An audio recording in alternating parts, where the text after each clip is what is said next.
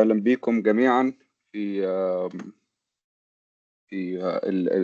أول برزنتيشن للمدرسة المعمارية عن Abstract Architecture. احنا هنستنى بس 5 دقايق بالظبط لحد ما الناس الاتنديس يدخلوا، وبعدين بعد كده هنبدأ في الايفنت على طول.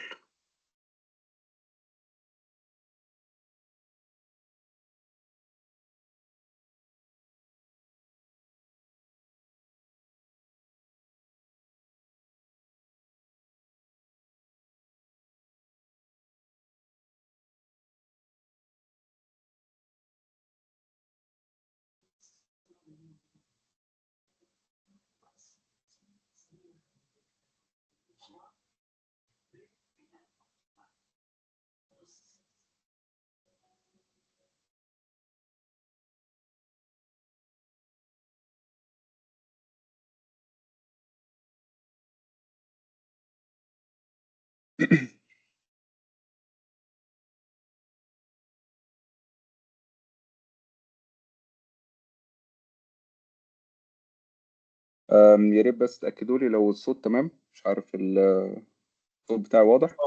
اه صوت تمام يا اختي. جميل جدا. معرفش لو ممكن حد من فريق المدرسة يعمل ابروف بقى للشباب اللي هيدخلوا جديد. آم، ممكن نبدأ في الايفنت بتاعنا إن شاء الله. طيب ماشي، أهلا بيكم كلكم يا شباب.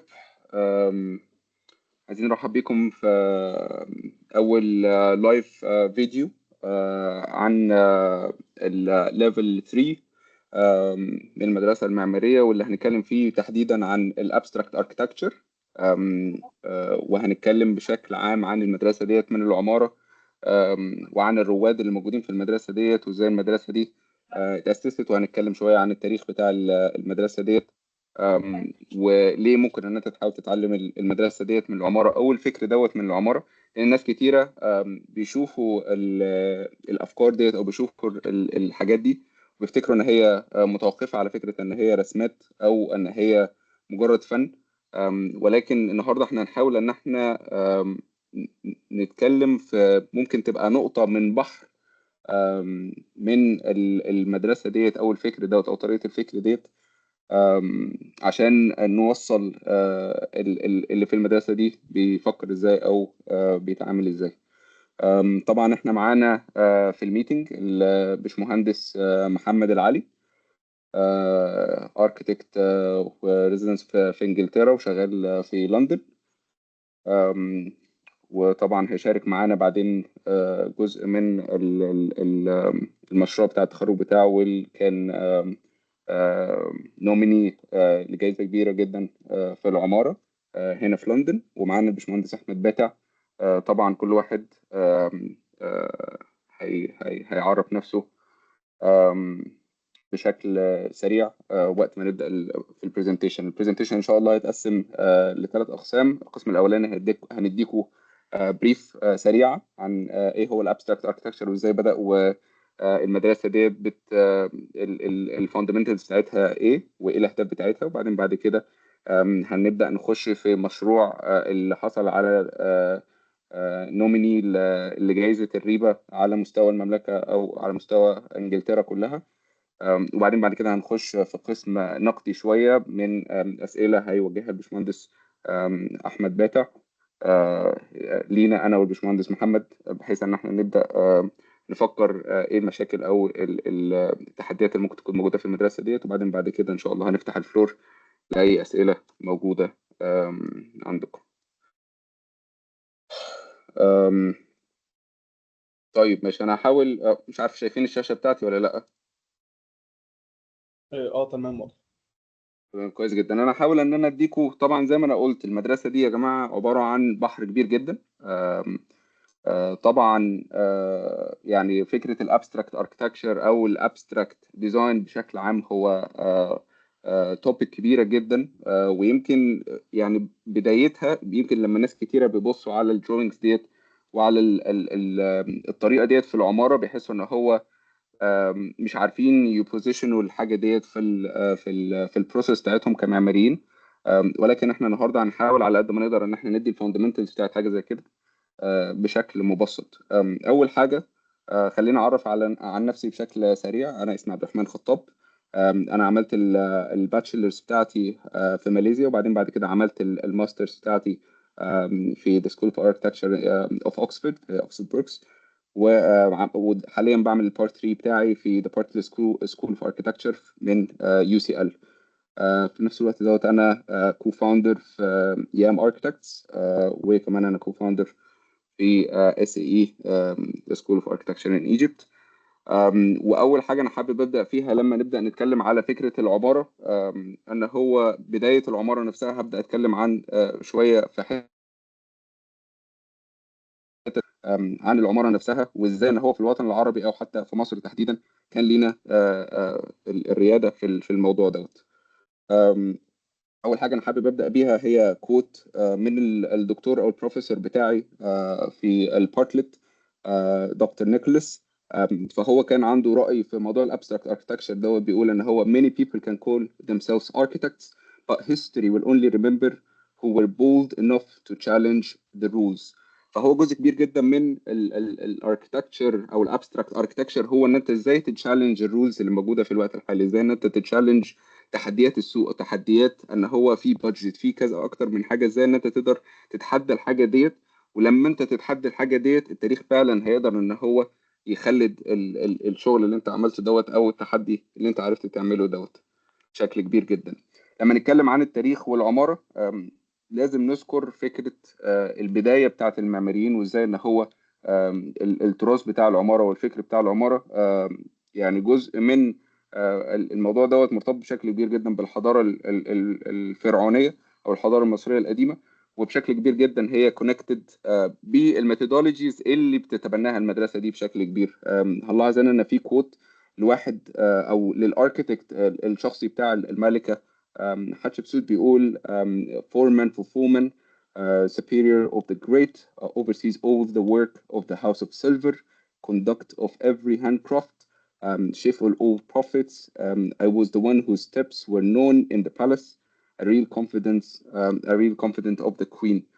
فهنا احنا بنشوف الاليجنس او القوه اللي كانت موجوده عند المعماريين في الوقت دوت، وازاي ان هو كان المعماري ساعتها بيشار اليه ان هو فنان بيتعامل بالهاند كرافتس نفسها، وبيفكر بشكل ابعد بكتير قوي من فكره العماره اللي كانت منتشره في الوقت دوت او في الحضاره اللي كانت موجوده ساعتها. عشان كده المصريين قدروا ان هم يتحدوا الرولز، وان هم يعملوا، او يعني الحضاره المصريه قدرت ان هي تتحدى الرولز وتعمل حاجه مختلفه عن المعتاد. من الحاجات دي طبعا كانت فكره الليرنينج ثرو ميكنج والهاند كرافتنج. فهنا فكره ان هم ازاي يدخلوا حاجات زي الحاجات اليدويه والكلام ده كله، وبعدين بعد كده يتحدوا كل الحاجات دي ويوصلوها بشكل ابستراكت، او ان هم يقدروا يوصلوها لحاجات ما كانتش موجوده قبلهم. طبعا هنا ده كتاب من الكتب القويه جدا اللي انا بنصح بيه. وواحده من الاكزامبلز اللي بيوريها الكتاب هي ماستر بلان قدر المعماري في الوقت دوت ان هو يبنيها. مع ان زي ما احنا قلنا في الوقت دوت كانت العماره بشكل عام حوالين العالم مش في كل حته، ولكن بشكل عام ما كانتش بالتنظيم دوت، ولكن من خلال ان هم قدروا يتحدوا الرولز قدروا ان هم يبنوا حاجه زي كده، او ان هم يعملوا ماستر بلان زي كده. وهنا دوت اكزامبل قوي جدا من فكره السياق نفسه، ان هم ازاي قدروا يعملوا حاجه من الطوب اللبن دوت. واحد من الاهرامات اللي موجوده في مصر ولكن مش مشهور قوي، اسمه هرم اللاهون، موجود قريب من مدينه الفيوم. سؤال مهم جدا، ازاي كل الكلام دوت ريليتد بالابستراكت اركتكتشر. مهم جدا ان احنا لما نتكلم على الابستراكت اركتكتشر او النوعيه ديت من العماره لازم كلنا نفهم ان هو الابستراكت اركتكتشر مش بيتكلم عن التراديشنال فانكشنال كونسيرنز. يعني ايه تراديشنال فانكشنال كونسيرنز؟ يعني الابستراكت اركتكتشر هنا مش وظيفته ان هو يعمل الحاجه المعتاده، مش وظيفته ان هو يعمل لك المبنى اللي انت متعود ان انت تخشه كل يوم. لا، الابستراكت اركتكتشر بشكل عام بيركز اكتر على فكره الفورم، او it focuses on the form. بعدين بعد كده السبيشال اكسبيرينسز، ان انت ازاي بتعيش جوه الفراغ، ازاي ان انت تقدر ان انت تبوش الليميتس بتاعتك، او ان انت تبعد بفكرك لحته كرييتيف لحد ما تقدر ان انت توصل لحاجه مختلفه وتقدر تغير فعلا في العماره. لو بصينا في تاريخ ازاي الحاجه دي كبرت، هنلاقي ان هو في الدرايفر الاساسي في الابستراكت اركتكتشر او البدايات بتاعته بدات بسبب تزاوج حصل ما بين اول حاجه الماثيماتكس او الرياضيات بشكل عام.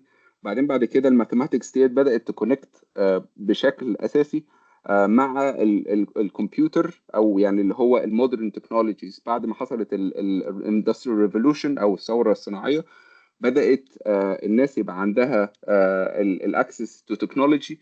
والاكسس تو تكنولوجي ديت مش بس على فكره ان هو سوفت ويرز وكمبيوترز وكمبيوتيشنال ديزاين والكلام ده كله، ولكن برضو فكره الماتيرياليتي والكونستراكشن بروسيس كمان، اللي هو طرق البناء المختلفه. هنلاقي هنا ان هو مع بدايات التسعينات بدأت تظهر مدارس كتيرة جدا في العمارة، وأكتر من موفمنتس. أنا هنا بوري شوية اكزامبلز من الرواد اللي موجودين في كل مدرسة، وإزاي إن هم بدأوا يستخدموا الابستراكت ثينكينج بروسيس لأن هم يطلعوا حاجة مختلفة. طبعا مش كل الحاجات اللي طلعت دي طلعت بالستاندرز بتاعتنا دلوقتي إن هي مبهرة أو كويسة. بعض الحاجات دي اكتشفنا إن هي فيها مشاكل، ولكن إن هم كانوا بولد انف، أو إن هم كان عندهم القوة والشجاعه الكافيه ان هم يغيروا. ده في حد ذاته كان جزء كبير جدا من البروسيس. هنا هنلاحظ ان في هنا سكتش الاوضه، كان الفكره منها ان هي تعبر عن اوضه واحده من الريزيدنتس جوه البيت دوت. بعدين بعد كده نفس فكره الاوضه ديت والبروسيس ديت بعد كده اتحولت للمبنى، ونفس الكلام ده بدأ يحصل حاجه تانية اسمها الراشن كونستراكتيفيزم. وبعد كده بدأت تتطور الفكره ديت من ارت لمجرد ان هو ابستراكت ارت، لان هو بعد كده ازاي ممكن نحول ارت دوت من 2 دي drawings لان هو يبقى حاجه 3 دي او عماره. بعد كده بعد ما بدانا نتحرك شويه، بعد بدات العماره تتقدم شويه، بدانا نخش في نص في نص القرن العشرين. بنتكلم في حته المودرنزم والاورجانيك اركتكتشر. ده كان تطور كبير جدا في العمارة، لأن ما قبل المراحل ديت إحنا ما كناش نعرف أو ما كناش متعودين لفكرة المبنى. طبعا هنا عندنا واحد من الاكزامبلز، واحد من الرواد في مدرسة المودرنزم لكابوزيه. يعني على قد ما هو المبنى بتاعه سيمبل جدا، ولكن عشان يقدر يوصل للمبنى دوت كان لازم يمشي في بروسيس. البروسيس ديت كانت غير اللي كان بيمشي بيها المعماريين اللي موجودين في وقته، عشان يقدر يوصل للريزولتس اللي احنا شايفينها ديت، ويقدر ان هو يغير في العمارة بشكل كبير.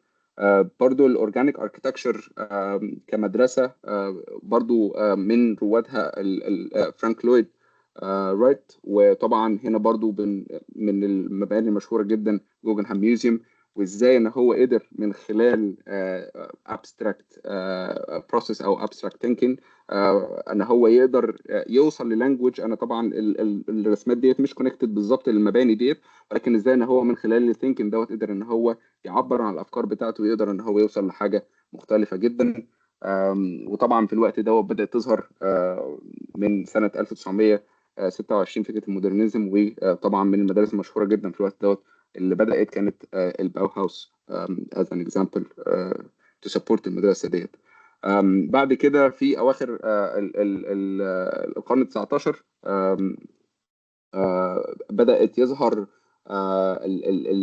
الاركتكتشر اللانجوجز ديت او الموفمنتس ديت بشكل ديفلوبد اكتر بكتير جدا. فبدأت يظهر عندنا البوست مودرنزم، مرحلة كانت ما بعد الحداثة، ومرحلة بعد كده الديكونستركتيفيزم كانت برضو بتبني على فكرة ان هو ازاي ان احنا نبدأ نتحدى الليميتس اللي موجوده عندنا في العماره، وازاي ان احنا نقدر نوصل لحاجه مختلفه. طبعا زي ما احنا قلنا الفورمز اللي انت تقدر تفكر فيها او تطلع بيها الابستراكت ورك بتاعك ممكن يبقى من خلال سكتش، مش لازم ان هو يبقى رسمه معقده او ان هي رسمه كومبليكيتد جدا، ولكن الرسمه ديت ممكن ان هي تكون part of your thinking process عشان تقدر تطلع الكواليتي ديت اوف ديزاين. طبعا برضو الاي اي دلوقتي is a big part of الموضوع دوت. عندنا هنا رسمه بتتكلم على محاكاة الموضوع ده برضو. هنا في سؤال مهم جدا للجمهور وحابب اسمع منكم. لو في حد، يعني انا عايز كده اللي هو اللي يعرف المبنى دوت. هنا عندنا هنا سؤال بيقول can you guess the designer بتاع المبنى دوت.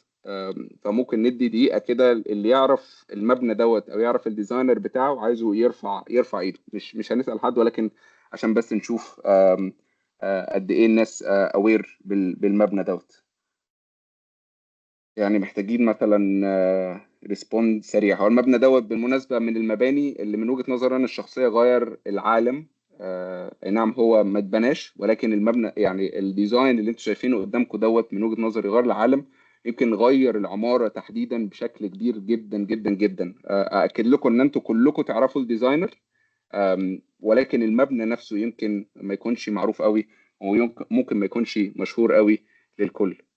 انا من عندي انا شايف تقريبا حوالي 5 او 6 عارفينه تقريبا. يعني ده اللي انا شايفه، مش عارف لو في عدد اكبر من كده. ولكن قبل ما اقول لكم مين الديزاينر بتاع المبنى دوت، خليني اقول لكم ان هو المبنى دوت كان عباره عن كومبيتيشن فور هونج كونج بيك كلوب. والكومبيتيشن دوت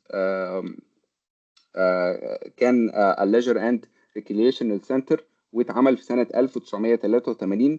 وبسبب المبنى دوت كان عندنا فرصة كبيرة جدا جدا جدا قوية جدا ان احنا اتعرفنا على معمارية غيرت العمارة كلها. يمكن محدش كتير يعرف المبنى دوت، ولكن المبنى دوت هو من خلال الكومبيتيشن ديت اللي اتعرفت من خلالها المعمارية المشهورة جدا زها حديد. آه، المبنى دوت بمجرد ما هي كسبت الكومبيتيشن للاسف هي ما بناش المبنى دوت. ولكن زي ما احنا قلنا العالم كله بدأ ان هو يتكلم ازاي ان هي عملت انتربشن، او يعني عملت لخبطه في السوق. ان هو الناس لما بدأت تشوف النوعيه ديت من العماره استغربوا جدا ان هي في الوقت دوت في السياق المعماري الموجود دوت ازاي ان هي قدرت تطلع حاجه مختلفه بالشكل دوت، وقدرت ان هي تعبر عن اللانجوج بتاعتها بالشكل دوت. يمكن المبنى اللي احنا قلنا عليه دوت او الكومبيتيشن ديت ما تنفذتش على ارض الواقع، ولكن اللي احنا كلنا عارفينه دلوقتي فور فاكت ان هي زها حديد بدات ان هي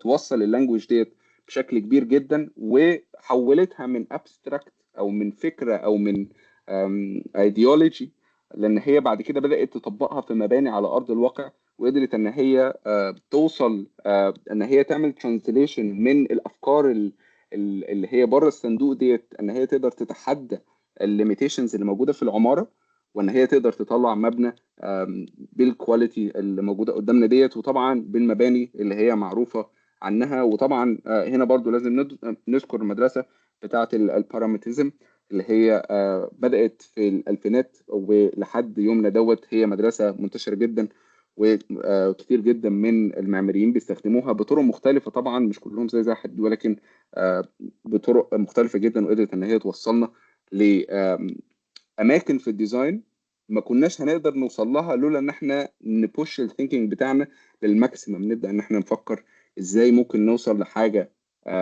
مش كل الناس بتفكر فيها عشان توصل لريزولتس مختلفه عن اللي كل الناس بتوصل لها. لازم تاخد دايركشن مختلف شويه عن كل الناس بتمشي عليه.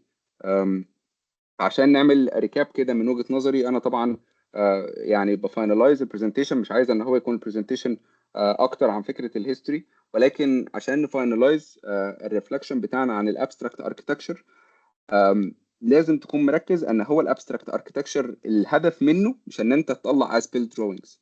للي ما يعرفش يعني ايه از بيلت دروينجز، الاز بيلت دروينجز ديت هي الدروينجز اللي احنا بنطلعها من المكتب الاستشاري بنديها للناس في الموقع، بحيث ان هو ينفذوا على اساسها الكونستراكشن. او هم ممكن من الكونستراكشن ديبيندز اون انت في انهي بلد يعني. ولكن هم الاز بيلت دروينجز ديت اللي هي خلاص بتبقى زي ما هنبني المبنى بالظبط. ولكن مش هو ده خالص الحته اللي احنا بنتكلم فيها عن الابستراكت اركتكتشر perhaps، او يمكن المكان اللي احنا بنتكلم فيه عن الابستراكت اركتكتشر هو بيبدا من البدايه بان احنا نقدر ناسكيب البوكس، او ان احنا نقدر ما نبقاش بنثينك جوه البوكس، او ان احنا نبقى جوه الصندوق، ولكن هي سبيس احنا كمعماريين بنديها لنفسنا بحيث ان احنا نقدر نطلع بره الصندوق، نقدر نتحدى القوانين اللي موجوده حوالينا، سواء كانت قوانين الفيزياء، سواء كانت زي ما قلنا الفيزياء من ناحيه مثلا اللودز والكونستراكشن والستراكشر انجينير والكلام ده كله، او كانت البادجتس مثلا زي اللي هو الفلوس بتاعه الموضوع دوت هتبقى عامله ازاي، هنقدر نعمل له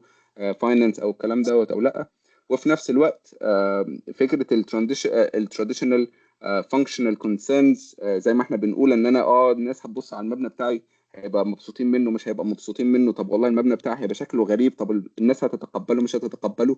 فالابستراكت اركتكتشر هو مساحه للمعماريين ومساحه للمعماري، زي ما في حاجات كتيره جدا احنا بنبدا نستخدمها زي مثلا السكتش، زي مثلا فكره الدايجرام، زي الحاجات ديت. فهو الابستراكت اركتكتشر طبعا مش بيتلخص في فكره الدروينجز زي ما احنا قلنا، ليه فورمز كتيره، ولكن هي بتبقى مساحه للمعماري يقدر ان هو يفكر فيها، ويقدر ان هو ياخد الكرياتيفيتي بتاعته لحته بعيده جدا، عشان يقدر يوصل في الاخر ان هو يغير او يعمل انتربشن في العماره او في اللغه المعماريه بتاعته. اللي انا حابب اختم بيه هو واحد من الاكزامبلز اللي انا اشتغلت عليهم انا شخصيا، واحد من المباني المعماريه اللي انا اشتغلت عليها في مشروع الماجستير بتاعي. فهنا احنا لما كنت انا بفكر في المبنى دوت، كان لازم يعني كل بكسل او كل نقطه موجوده في الصوره اللي قدامكم ديت هي فكره انا كنت بفكر فيها. يمكن الصوره دي انا افهمها، او ممكن تبقى صوره في يعني فادتني انا اكتر ما تكون فادت اكتر الناس اللي بيتفرجوا عليها، ولكن في النهاية الصورة ديت هي اللي سمحت لي بعد كده ان انا اطور المنتج دوت من فكرة، لان هو بعد كده يتطور لان هو يبقى منتج معماري متكامل نقدر ان احنا نطبقه على ارض الواقع، ويقدر ان هو يبني بشكل السوق والليميتيشنز والحاجات اللي موجودة فيه بعد كده تقدر ان هي تستوعبه، وتقدر ان هي تبنيه. فدي كانت المقدمة بتاعت الانترودكشن بتاعتي. في الوقت الحالي المفروض ان احنا هنعمل ترانزيشن للبشمهندس محمد العلي. باشمهندس محمد العلي هياخدنا على الخطوات بتاعته عشان يوصل ازاي ان هو يعمل ريبا نومينيتد بروجكت، وان هو ازاي تمشي خطوه بخطوه فان انت تطلع منتج معماري بيفولو مدرسه الابستراكت اركتكتشر. شكرا هو خطاب، ممكن بس انترودكشن هو ممكن عظيمة. نعم. هو ممكن بس الناس اللي فاتحه الكاميرا تقفل الكاميرا، عشان خاطر في ناس شغاله كاميرا من غير ما ياخدوا بالهم. شكرا خطاب على الانترودكشن، كتير كتير حلوة وكتير انفورماتيف صراحة. أم، أهلا بالجميع، أنا اسمي محمد العلي، أنا أوريجيني من العراق بس درست الاركتكتشر هون في إنجلترا. درست الباتشلرز في University for the Creative Arts، اللي كان أهم حاجة فيها إنه ترسم الدراونجز الكبيرة الديتيلد، الارت دايركشن، المشاريع حتى لو كان مشروع صغير لازم تعمل فيه أكثر تفاصيل معينة. وبعدين تخرجت ورحت عملت ماجستير في اوكسفورد بروكس يونيفرسيتي، اللي هي دخلت يونت اللي هي موستلي انترستد بالريسيرش بيست ديزاين، وكيف نعمل ديفلوب الناراتيف، كيف نكون experimental من our design process. وده خلاني range of different research methods انا حاولت اطبقهم في مشروعي. هلا هحاول اعمل شير ماي سكرين. لو سمحت خطاب او احمد بس قولوا لي لما يشتغل الشير سكرين. تمام شغال. تمام. تمام. شغال يا باشمهندس. تمام، طبعا شغاله انا كده. تمام. انا قبل ما ابدي بالمشروع التخرج انا لازم واحد يشرح المشروع اللي قبليه، عشان هو المشروع اللي قبليه هو اهم، عشان هو خلاني اوصل فكرة كيف اوصل لابستراكت دروينجز، كيف اعمل ريسيرش ديتيلد. طبعا كل المعلومات دي اللي احنا بحاول افرجيكم اياها هي يعني هحاول ادي لكم اياها في الورك شوبس اللي احنا هنعملها طبعا في ليفل 3. فهو المشروع اللي هنتكلم عليه اول واحد هو اول سنة في ماجستير، عملته عن الساوثن عراق، الاهوار الجنوبيه في العراق. كنت مهتم اكثر حاجه في الماتيريال الريد وكيف ممكن replicate it into a virtual material. فطبعا كنت مهتم اول حاجه بدايه المشروع ما كانش عندي بريف، كانت اوبن بريف، اليونت تبعي كانت اوبن بريف، وده خلتني كتير open like to everything I can do. like ممكن اعمل experiment في الماتيريال، ممكن اعمل experiment في الدروينج من البدايه. فطبعا هم وجهونا بالبدايه دونا بس نصيحه انه احنا نهتم في الريسيرش اهم حاجه، اتليست اول 6 شهور، وبعدين اخر 3 شهور بنعمل تصميم الديزاين. فانا عملت الريسيرش ده. اول شيء بديت ادور على صور على المكان عبر التاريخ، حاولت افرجي الصور دي عن طريق انيميشنز او اي ميديم غير الطبيعي، عشان احنا دائما متعودين على الداتا مش appealing لكل الناس، واحنا بدنا احنا visual learners، فبدنا دائما نعمل حاجات visual. فعملت الانيميشن هذه، وطبعا جمعت الصور كلها حطيتها في البورتفوليو. باي ذا واي البورتفوليو اللي بتشوفوه، البورتفوليوين دول هم اللي انا قدمتهم للمشاريع للجامعه، فحتشوفوا فيه الصور كلها والرينج تبع الورك اللي عملته كله انا. وطبعا بعدين بديت اعمل دايجرامز وسكتشز، دي كلها من الاكزيستنج، عايز اشوف ايه الكالتشر تبع المكان، ايه هي اهم حاجات عندهم، كيف بيستخدموا الماتيريال. وبديت بعدين احاول استخدم الكولاج كوسيله تكوميونيكيت الافكار تبعي اللي عملت لها ريسيرش للتيوترز كل اسبوع. فبدل ما اعمل ريسيرش وادي لهم ورقه اقول لهم انا عملت ريسيرش كده وكده وكده، بديت احاول انه افرجيها in a visual away. فبديت اعمل الكولاج دي اللي هي مش حتطول، هي بتطول تقريبا 20 minutes عشان تعمل كولاج، مش لازم يكون رف كولاج زي الرف سكتشز، بس بتحاول انت بتحط فيه افكارك وبتحط نقدك للافكار اللي انت عملت لها ريسيرش. فده واحد من الكولاجز اللي انا عملتها. وبعدين طبعا عملت زي architecture projects، عملت site analysis، بس within the site analysis حاولت اضيف كمان collages شويه اللي هي diagrams بسيطه بتشرح لك انه انا مش حبص على الاركتكتشر، حبص على حاجات تانية برا الاركتكتشر اللي هي politics، اللي هي religion، اللي هي urban، النيتشر طبعا، حتى economics لو قدرت اوصلها. عملت انيميشن كمان للسايت through time. وطبعا ده typical site analysis. وبعض التكنيكس اللي انا عملتها اتعلمتها من forensic architecture، اللي هم بيحاولوا، هم architects بيستخدموا research based، بيدوروا على فيديوهات وصور من احداث اللي مثلا بتصير احداث حول العالم، اي conflict، بيجمعوا الصور بيحاولوا يعملوا recreate environment in 3D world. انا كنت بحاول اطبق نفس البروسيجر ده عشان هو كان experimental وقته. انا كنت بحاول اطبق نفس البروسيس عشان بحصل الدايجرامز دي، بعرف الهايت، ايه هي الووتر ليفل، ايه الحاجات اللي انا مهمه لي علشان مشروعي عشان بيضيف للريسيرش تبعي. مثل ما تشوفوا هالفيديوهات احاول اطبقها، اشوف السكيل تبع الناس، وهي ده كله ريسيرش. وطبعا برجع دائما للكولاج كاداه، عشان خلصت الريسيرش، عملت الدايجرامز، عرفت الداتا، اطبقها على كولاج، ابين نقدي، طب ابين ايه الحلول اللي ممكن انا بتخيلها. وهي دي بعض الكولاجز اللي انا عملتها. وبعدين طبعا عملت سم مودلز على الريد، كنت بحاول مع الريد نفسه، بحاول كيف اول مره بمسك ريد، فكنت بحاول اعمل ايه هو الاستيسيتي تبعه، كل الحاجات دي. وطبعا دخلت في الباترنز، الاسلامك باترنز، بحاول اشوفها كلها اكسبيرمنتيشنز. يعني لو تشوفوا الصوره دي هي ضمن البورتفوليو، بس هي بتروي الاكسبيرمنتيشن اللي انا عملتها وبس، مش لازم تكون فاينل برودكت، عشان هي دي البيلدينج ستون اللي انت هتعملها عشان الدراونجز اللي بعدين تعملهم. وده طبعا اكسبيرمنتيشنز لو عملتها، لو عملت تسليشنز، لو عملت حاول اعمل كولاجز منها، اعمل 3 دي كولاجز كمان. بديت بقى فكره الماي والووتر تانكس كيف ممكن اضيفها للريدز. طبعا كانت في مشاكل عندهم من الريسيرش اللي لقيته انه في مشاكل في الماي، فبديت احاول الاقي سولوشنز.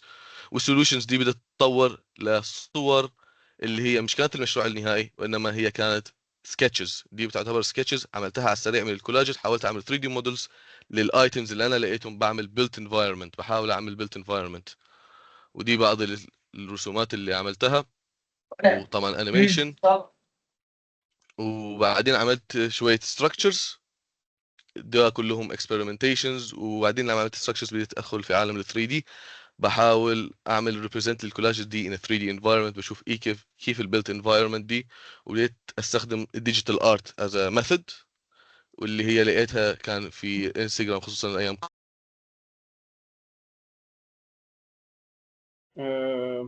محمد انت الصوت بتاعك اتقطع. ده ميوتد، بس اعمل انميوت. كده كمان تمام. كده تمام. تمام. تمام. وبس كنت بعمل ديجيتال ارت، كان بايام كوفيد كان بيبل كثير مشهور هو بيعمل ديجيتال ارت كل يوم، بيحاول يفرجي ايه اللي بيحصل في العالم والحاجات دي. فانا كنت بعمل نفس الحاجه، وبحاول اروي السكيل، احاول اروي الستراكشرز كيف تصير. وطبعا بتدخل في different mediums، يعني كيف كانت transportation، كيف ممكن احنا نفكر برا الاركتكتشر، كل دي برا الاركتكتشر، ده اهم حاجه ليا. كنت بحاول اجرد نفسي من الاركتكتشر، والا ما اخذ elements بسيطه من الاركتكتشر زي الماتيريال، زي السكيل، باخذها بعمل الارت بيس، وبحاول انه اشوف ايه هي اللي بينفع معاها. طبعا اهم حاجه ليا انه لازم تستمتع باللي انت بتعمله. انا يعني حاولت الميزه دي صارت جزء من المشروع، هي ما كانش مقصوده، عشان هي كانت بس طريقه عشان ابين فيها السكيل تبع المشروع، ولقيت ان المعزه هي تكون اهم حاجه. طبعا مع الاسف الشديد كانت المعزه لون مختلف، ما كانش تبان مع الريد فغيرتها لبينك. بس دي صارت رمز للمشروع، وده ما كانش مقصود، الا ما كان بس شيء عشان انا بشوف السكيل فيه والتويترز حبوه، قالوا لي خليه دائما موجود في المشروع. وده صار طريقه عشان اكون playful في الدروينجز اللي انا بعملهم. دي اهم حاجه طبعا، experimentation لازم يكون playful. احنا عملت كمان ده هو كان فاينل برودكت اللي هو بشوف فيه. طب كان في السيستم اللي انا اكتشفتهم انه في there is a mess، في confusion بين البيبل والنيتشر اللي حواليهم، الانفايرمنت، البوليتكس. حاولت represent it through an art piece rather than architecture piece. وده كان اهم حاجه ليا. بديت اعمل more experimentations on them، بضيف حاجات تانية environments اللي items لقيتها من الكولاجز بحاول اضيفها، بشوف كيف العلاقه بيناتهم بتصير. وبديت اخش في الديجيتال كولاجز. طبعا كل ده experimentations. انا في السنه دي كمان جربت برامج كتير. اي برنامج بشوفه بحاول اجربه، بحاول مش استخدمه مش استخدمه مش هو يسيطر علي، وانما انا اسيطر عليه واستخدمه كتول يفيدني.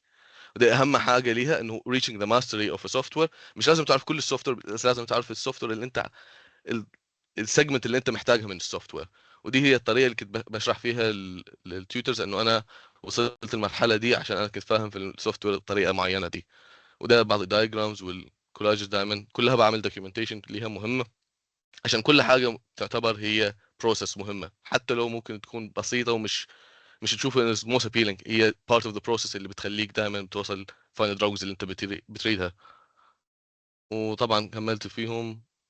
اعتقد وصلت المرحله دي لما شفت انه الديجيتال ريد اللي انا كنت بعمله على اليمين هو مطابق للريد اللي انا شفته في الصور. عرفت انه انا بديت اتحكم في السوفت وير بطريقه معينه صح، اللي انا كنت راضي في النتيجه دي. فبديت احاول اعمل structures اكثر complicated، وبحاول اشوف ايه هو اللي ممكن ينفع اللايتنج، كيف ممكن ينفع كل الاليمنتس. مثلا الميه محتاج فيها حوالي ريد ولا لا. كل دي كنت بحاول اقربها. وطريقه التجربه، عشان انت تعمل الدروينج الفاين دروينج لازم تعمل موك ابس كتير، وهي دي واحده من البروسيسز. وطبعا احنا وصلنا. انا في فاينل بروجكت ما عملتش مشروع كامل للسنه دي، عملته في السنه الثانيه.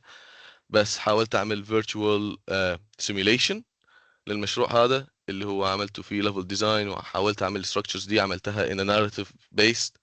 عملتهم كلهم segments، وكل segments بتشوف الستراكشرز اللي ليها معنى metaphorically. ودي هي الابستراكت في الموضوع، انه في metaphorics للريد. مثلا لو تشوف الريد الستراكشرز دي، طريقه الويفنج عملت لها هايلايت في الماتيريال دي، طريقه عشان تبين فيها اهميه الويفنج. وطبعا انا دي كلها experimentation للليفل ديزاين قبل ما اوصل لفاينل ليفل اللي وصلته. هي هاي بس سكرين شوت من الفيرتشوال جيم اللي انا عملته. طبعا هو تحرك المعزه، انا قلت ميك سنس انه انت بالنهايه تحرك المعزه اللي انت صار لك بتشوفها طول السنه. فهو ده المشروع ده الفاينل بروجكت تبع اركتكتشر سكول. بس طبعا في المشروع في السنه الثانيه احنا كانت سنه تخرج، فاضطريت انه ابني مشروع حقيقي. بس استخدمت الاساليب كلها اللي تعلمتها من السنه اللي قبليها. هو ده اللي لقيته المشروع. طبعا انا دخلت في يونت كانت ريسيرش هيفي، كان كلها بتدور على داتا اناليسيز، كانت بتدور على definitions من peer reviewed articles. فكانت شيء condensed، خصوصا في اول 3 شهور لازم تعمله سريع. فحاولت انه اطبق اللي انا متعود عليه اللي هي الكولاجز مع الريسيرش الداتا، وبحاول اعمل ريبريزنت. فهتشوفوا في كتير دايجرامز اللي هي مش architectural، هي عباره عن دايجرامز موجوده في كتب اللي بيبحثوا عن كيف السيستمز بيشتغلوا، عن الايكونوميك سيستم. الناس اللي بتعمل داتا عن لو عندهم شركه فور اكزامبل بنك عايزين يفتحوا بنك، فلازم يشوفوا كيف السيستم بيشتغل الايكونومكس في السيتي. ملوش دخل في الاركتكتشر، بس احنا لازم كنا نعمل فيه ريسيرش من البدايه. وبعدين حاولت اطبق الدايجرامز. لو تشوفوا الصوره دي، حاولت اطبق الدايجرامز اللي انا لقيتهم، وبحاول اعمل انتربريتيشن على اللي انا تفكيري فيه عن طريق الكولاج. ده بيبين لك انه انا بحب الانترنت 3.0 ولا لا، بحس انه هو مسيطر ولا لا. ودي تفتح مواضيع ممكن اكلمها مع التويتر، بكلمها مع ناس معينه، ممكن يدوني افكار، ممكن يقولوا لي لا الفكره دي ممكن فيها كده، ممكن يدوني افكار تانية ما لهاش دخل في الموضوع، بس ممكن تفتح لي باب ثاني. فهي دي كلها opening topics. وطبعا احنا كملنا في الدايجرامز دول كلهم، وبدأت اخش في الميتافيرس، حاولت اعمل دايجرامز دي كلها سايت اناليسيس زي اخر مره والتايم لاينز. وبعدين وصلنا طبعا كلها حاجات اركيتكتشرال، دي مش لازم اخش فيها، احنا بنحاول يعني skip through them as much as we can، لان كلها مرات تكون boring، بس هي دي كلها اساسيات مهمه عشان توصل للفاينل برودكت. عشان انت لما تعمل abstract drawing مش هتعمله من هتقعد يوم من الايام هتبدا تفكر فيه، لا لازم يكون كله based on research، كله لازم يرجع ل based on research. انا لما خلصت الريسيرش الاساسي بديت افكر، طب في اي ارتست، في اي بويت في المدينه، كانت مدينتي هال، فلقيت فيليب كلاركن اللي هو كان السكالبتشرز تبعه موجوده حوالين المدينه، وانا لقيتها لما رحت المدينه، فدي كانت رمز. وشفت الانفلونس تبعها على الاربن سكيل، شفت الناس اللي مهتمين فيها، شفت محلات بيعملوا محلاتهم وراها عشان الناس اللي بتدور على الحاجات دي في المدينه بيوصلوا مثلا المطعم. فشفت دي حاجات يعني مثل بتزيد الفوت برنت في urban movement around it، فانا اهتميت بالحاجات دي. فبعدين عملت الاربن روم اللي هي basically representation للافكار اللي انا جمعتها within a small space، وبعدين حاولت اطبقها على نفس الدايجرامز اللي انا شفتهم، وعلى نفس الصور اللي انا اخذتها، مثلا صور من السايت، على شويه ميكس ميديا من اوتوكاد دروينج، على شويه كولاجز عملتهم، وده بديت اعمل ريبريزنت للايدياز تبعي.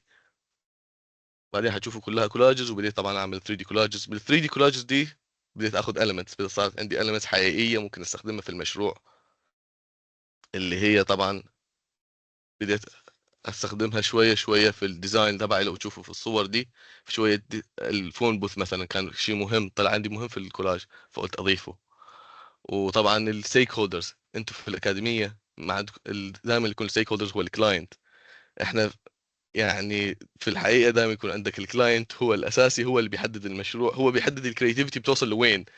في الاكاديميه ممكن تختار انت انت الكلاينت تبعك، فممكن تختار الستيك هولدر اللي انت عايزه، ممكن تختاروا تعملوا كاركتر كويركي، ممكن تعملوا كاركتر طبيعي حسب اللي انت بدك اياه، وهو هتعمل الديزاين حواليه. وده واحده من الاساليب اللي هنعلمها في الورك شوب، هو كيف تستخدم الستيك هولدر عشان يعني بتزيد على مشروعك. طبعا احنا هنشوف بعض الرسمات اللي بدأت تطلع عندي نهاية المشروع، ودول ستيك هولدرز كولاجز. استخدمت كولاجز كفاينل برودكت عشان افرجي ال basically الستيك هولدرز اللي الكلاينتس اللي هيستخدموا البيلدينج. شفت البرسوناليتيز بتاعهم كيف ممكن يتأقلموا مع المبنى. ودي الفاينل دروينجز اللي هو مثل ما قال خطاب، دائما بتحاول انت الدروينجز add as much detail as you want in it. وده يعني هدفي دائما كان انه دائما كان التويتر بيقول لي كل ما تطول اكثر الناس بتشوف على الدروينج تبعك اكثر، كل ما يكون احسن عشان فيها تفاصيل اكثر. وانا دائما بقيم انه لما حد بيشوف على الدروينجز لما يشوفها مره ثانيه بيشوف يلاقي حاجه جديده، ده اهم حاجه. ودي بتصير من خلال الالاينمنت تبع الناس كيف بيتعاملوا مع البيلدينج، دي مهمه طبعا الانهابيتنتس. هتشوفوا كمان في الرسمه دي بحاول اضيف الناس، بحاول اضيف الاستراكشر كله informed by my research، ما فيش شيء طلع برا عن الريسيرش، ما فيش شيء رجعت له بدون ريسيرش، ما فيش اي ديزاين عملته ولو ابستراكت ما فيش ريفرنس باك لريسيرش، وبعدين I have to tie it back للديزاين كمان. ده بعض الرسمات، معلش هو في تمام عشان كان في صوت. دي بعض الرسمات اللي عملناها كلها diagrams، طبعا لازم تبين انه هو buildability of the space، و more diagrams، واحد لازم يعمل diagrams دي عشان بتبان. وهي طبعا this is the level of detail you need to reach. هي شيء مهم انه انت لما تعمل كل الريسيرش هذا في at one point لازم توقف، عشان لو انت تقدر تكمل ممكن يطول معك سنين وما يخلصش. دي من اهم الحاجات الواحد لازم يتعرفها. احنا في الورك شوب ده حنحاول نرويك ايه اللي هو الريسيرش اللي لازم تعمله، ايه هو المدى اللي لازم توصل له في الريسيرش، ومتى لازم توقف عشان تحصل نتيجه في الوقت المعين ده. عشان انا مثلا فور اكزامبل اول سنه ما قدرتش اوصل للفاينل برودكت عشان طولت في الريسيرش اكثر من اللازم، وده كله تعلوم تعلمت انه ده الريسيرش عملته زياده ما كانش في نفع في النهايه، ده الريسيرش عمل فيه نفع. فكلها دي تبس وتريكس واحد لازم يتعلمها عشان ما يضيعش وقت، خصوصا في الكومبيتيشن. طبعا دي بعض الريسيرش اللي عملناه عشان الووتر سيستمز والحاجات دي. وحتى الديزاين تبع الووتر تانك كان مهم، انه لازم تنتبه انه ووتر تانك كان ليه ديزاين معين، مش لازم تحط اي ووتر تانك، لازم في special requirement للهايت، في special requirement للسبيس، في special requirement للبايبس اللي connected to it. كلها دي ممكن تدي بدل ما تصير constraints بتكون opportunities for you عشان تعرف كيف تدمج السبيسز together. فهي دي كلها حاجات بتفيد الدروينجز الابستراكت at the end.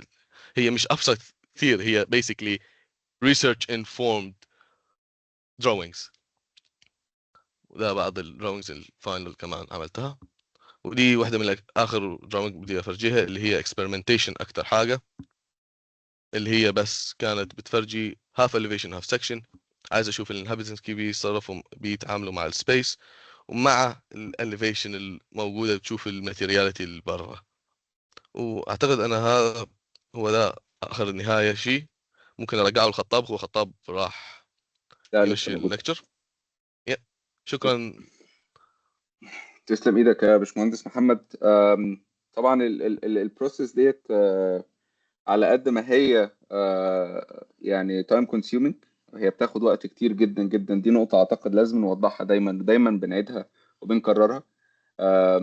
يمكن حتى البراكتس ميكس بيرفكت. يعني الفكرة ان انت يمكن حتى الورك شوب اللي احنا بنحاول ان احنا نديها دي برضو ستيل ان هي هتنها نقطة في بحر من يعني مدرسة كبيرة جدا واسعة جدا. يمكن حتى الماسترز او حتى البكالوريوس او حتى بعد كده لو انت هتعمل بي اتش دي في الحاجة ديت، هي برضو ستيل ان هي part of the process ان انت تلرن الحاجة ديت مع الوقت، مع النولج، مع الاكسبيرينس. زي المشروع اللي احنا وريناه بتاع الكومبيتيشن بتاعت المعمارية زي حديد. نفس الفكرة. هي هي قعدت تبراكتس في الماركت سنين لحد ما قدرت ان هي تطلع البرودكت الاولاني بتاع الكومبيتيشن، وبعد الكومبيتيشن ديت سنين اكتر عشان تقدر تنفذ وان هي تديفلوب اللانجوج بتاعتها ديت بشكل افضل واقوى يعني. فحابب اشكر باشمهندس محمد. طبعا باشمهندس محمد هيكون معانا في الورك شوب، وان شاء الله هندي مور ديتيلز، وهنحاول على قد ما نقدر ان احنا ننقل الاكسبيرينس بتاعته والنولج بتاعته دي، بحيث ان هي ممكن تبقى ستارت او فاندمنتالز او بيزكس للمدرسه ديت. وهنتعلم اكتر مع بعض ازاي يعني من الحاجات اللطيفه ان هو بعد ما محمد اخذ الريبا نوميني يعني ما شاء الله يعني جاله اكتر من انترفيوز، منهم كان مكاتب كبيره جدا زي نورمان فوستر واكتر من مكتب مشهور جدا جدا جدا، لمجرد ان هو فعلا لما بيبصوا هو بيفكر بره الصندوق، بيفكر بطريقه كرييتيف. فهو في مرحله معينه انت بتبقى عايز ان انت تستخدم الحاجه ديت بطريقه كرييتيف، وتبقى عايز حد دماغه شغاله يعني وبيفكر بره الصندوق بشكل كبير جدا وبيضيف حاجه. طبعا احنا بقى المرحله ديت من الايفنت هنفتح الفلور للبشمهندس احمد باتع. طبعا البوزيشن بتاع البشمهندس احمد هنا هيكون بعقليه الناقد للمدرسه ديت، بحيث ان احنا نفتح ان educated dialogue او conversation اكتر، لان هو ازاي ممكن يبقى بعض الناس شايفه المدرسه ديت، وايه الاسئله اللي ممكن تكون موجوده عندهم من الماركت، وهيحاول ان هو يتحدى الفكره ديت، واحنا هنحاول على قد ما نقدر ان احنا نرد على الاسئله بتاعته. وبعدين بعد كده هنفتح الفلور بعد كام سؤال من الباشمهندس احمد كده ليكم يا شباب يعني، ونسمع اسئلتكم كده لو اي حد عنده اي اسئله. باشمهندس احمد المايك معاك. أنا بجد بشكرك يا خطاب، وبشكر محمد جدا بجد، يعني معلومات وافية جدا جدا. وزي ما انتوا قلتوا كده، المعلومات دي يمكن تكون نقطة في بحر كبير احنا بالنسبة لنا بنحاول نتعلم منه. وانا شايف ان التوبيك بالنسبة لنا عندنا في، يعني مش عايزين نقول في مصر ولا في الوطن العربي، طبعا في ناس ويل اديوكيتد جدا بالتوبيك ده، في ناس كويسة جدا في الموضوع، ولكن الفكرة كلها ان في ناس بتسأل زي ما في ناس عارفة، في ناس مش عارفة. فاحنا بالنسبة لنا هدفنا ان احنا دايما بنعمل محاضرات، سواء اليوتيوب تشانل بتاعتنا دايما بنعمل فري ليكتشر مع مختصين واكسبرتس في مجالات مختلفه عشان نشوف الناس محتاجه ايه. فلما حد في العماره مثلا متخرج او كده وما يعرفش النوع من المدارس دي فبيسالك، فبنقول له والله احنا ممكن نعمل فري ليكتشر، وبعد كده بنشوف مختصين بيدوا ورك شوب في الموضوع ده. فانا شايف ان البدايه اللي انتوا قلتوها بجد جميله جدا، فتحت دماغي على شويه حاجات في العماره. انا دايما من المدرسه بتاعه المباني زي ما بيقول لك كده فرانسيس كري او حسن فتحي، يقول لك المبنى اللي هيعيش فيه الانسان، يلا خش سكنه ويقضي احتياجاته. وانا ببقى مبسوط جدا لما باجي اعمل المباني بتاعتي كلها كده، او سواء في المسابقات اللي بنخشها او كده. ولكن النوع ده من الفكر ده بيتطلب ريسيرش بحت في مجالات مختلفه، بتفتح دماغ المعماري لمجالات كتير. فانا عشان كده شايف ان في ناس كتيره بتسال عليه، وبما فيهم انا شخصيا كنت بسال عن الموضوع ده، وعندي شويه اسئله حاسس ان معظم الناس هتكون عندها نفس الاسئله دي. اول سؤال لما جم سالوا زها حديد، قالوا لها ايه رايك في حسن فتحي في استضافه؟ وقالوا لها السؤال دوت، قالت لهم الراجل بيصمم مش للاحياء، او ده مش اتس نوت يعني ماي اون تايب اوف اركتكتشر. فعشان كده انا بالنسبه لي استغربت من ردها، اللي هو يعني ايه انت مش شايف؟ يعني هي ردها من الاخر انا مش شايفه النوع ده من العماره، او مش شايفه الكلام ده.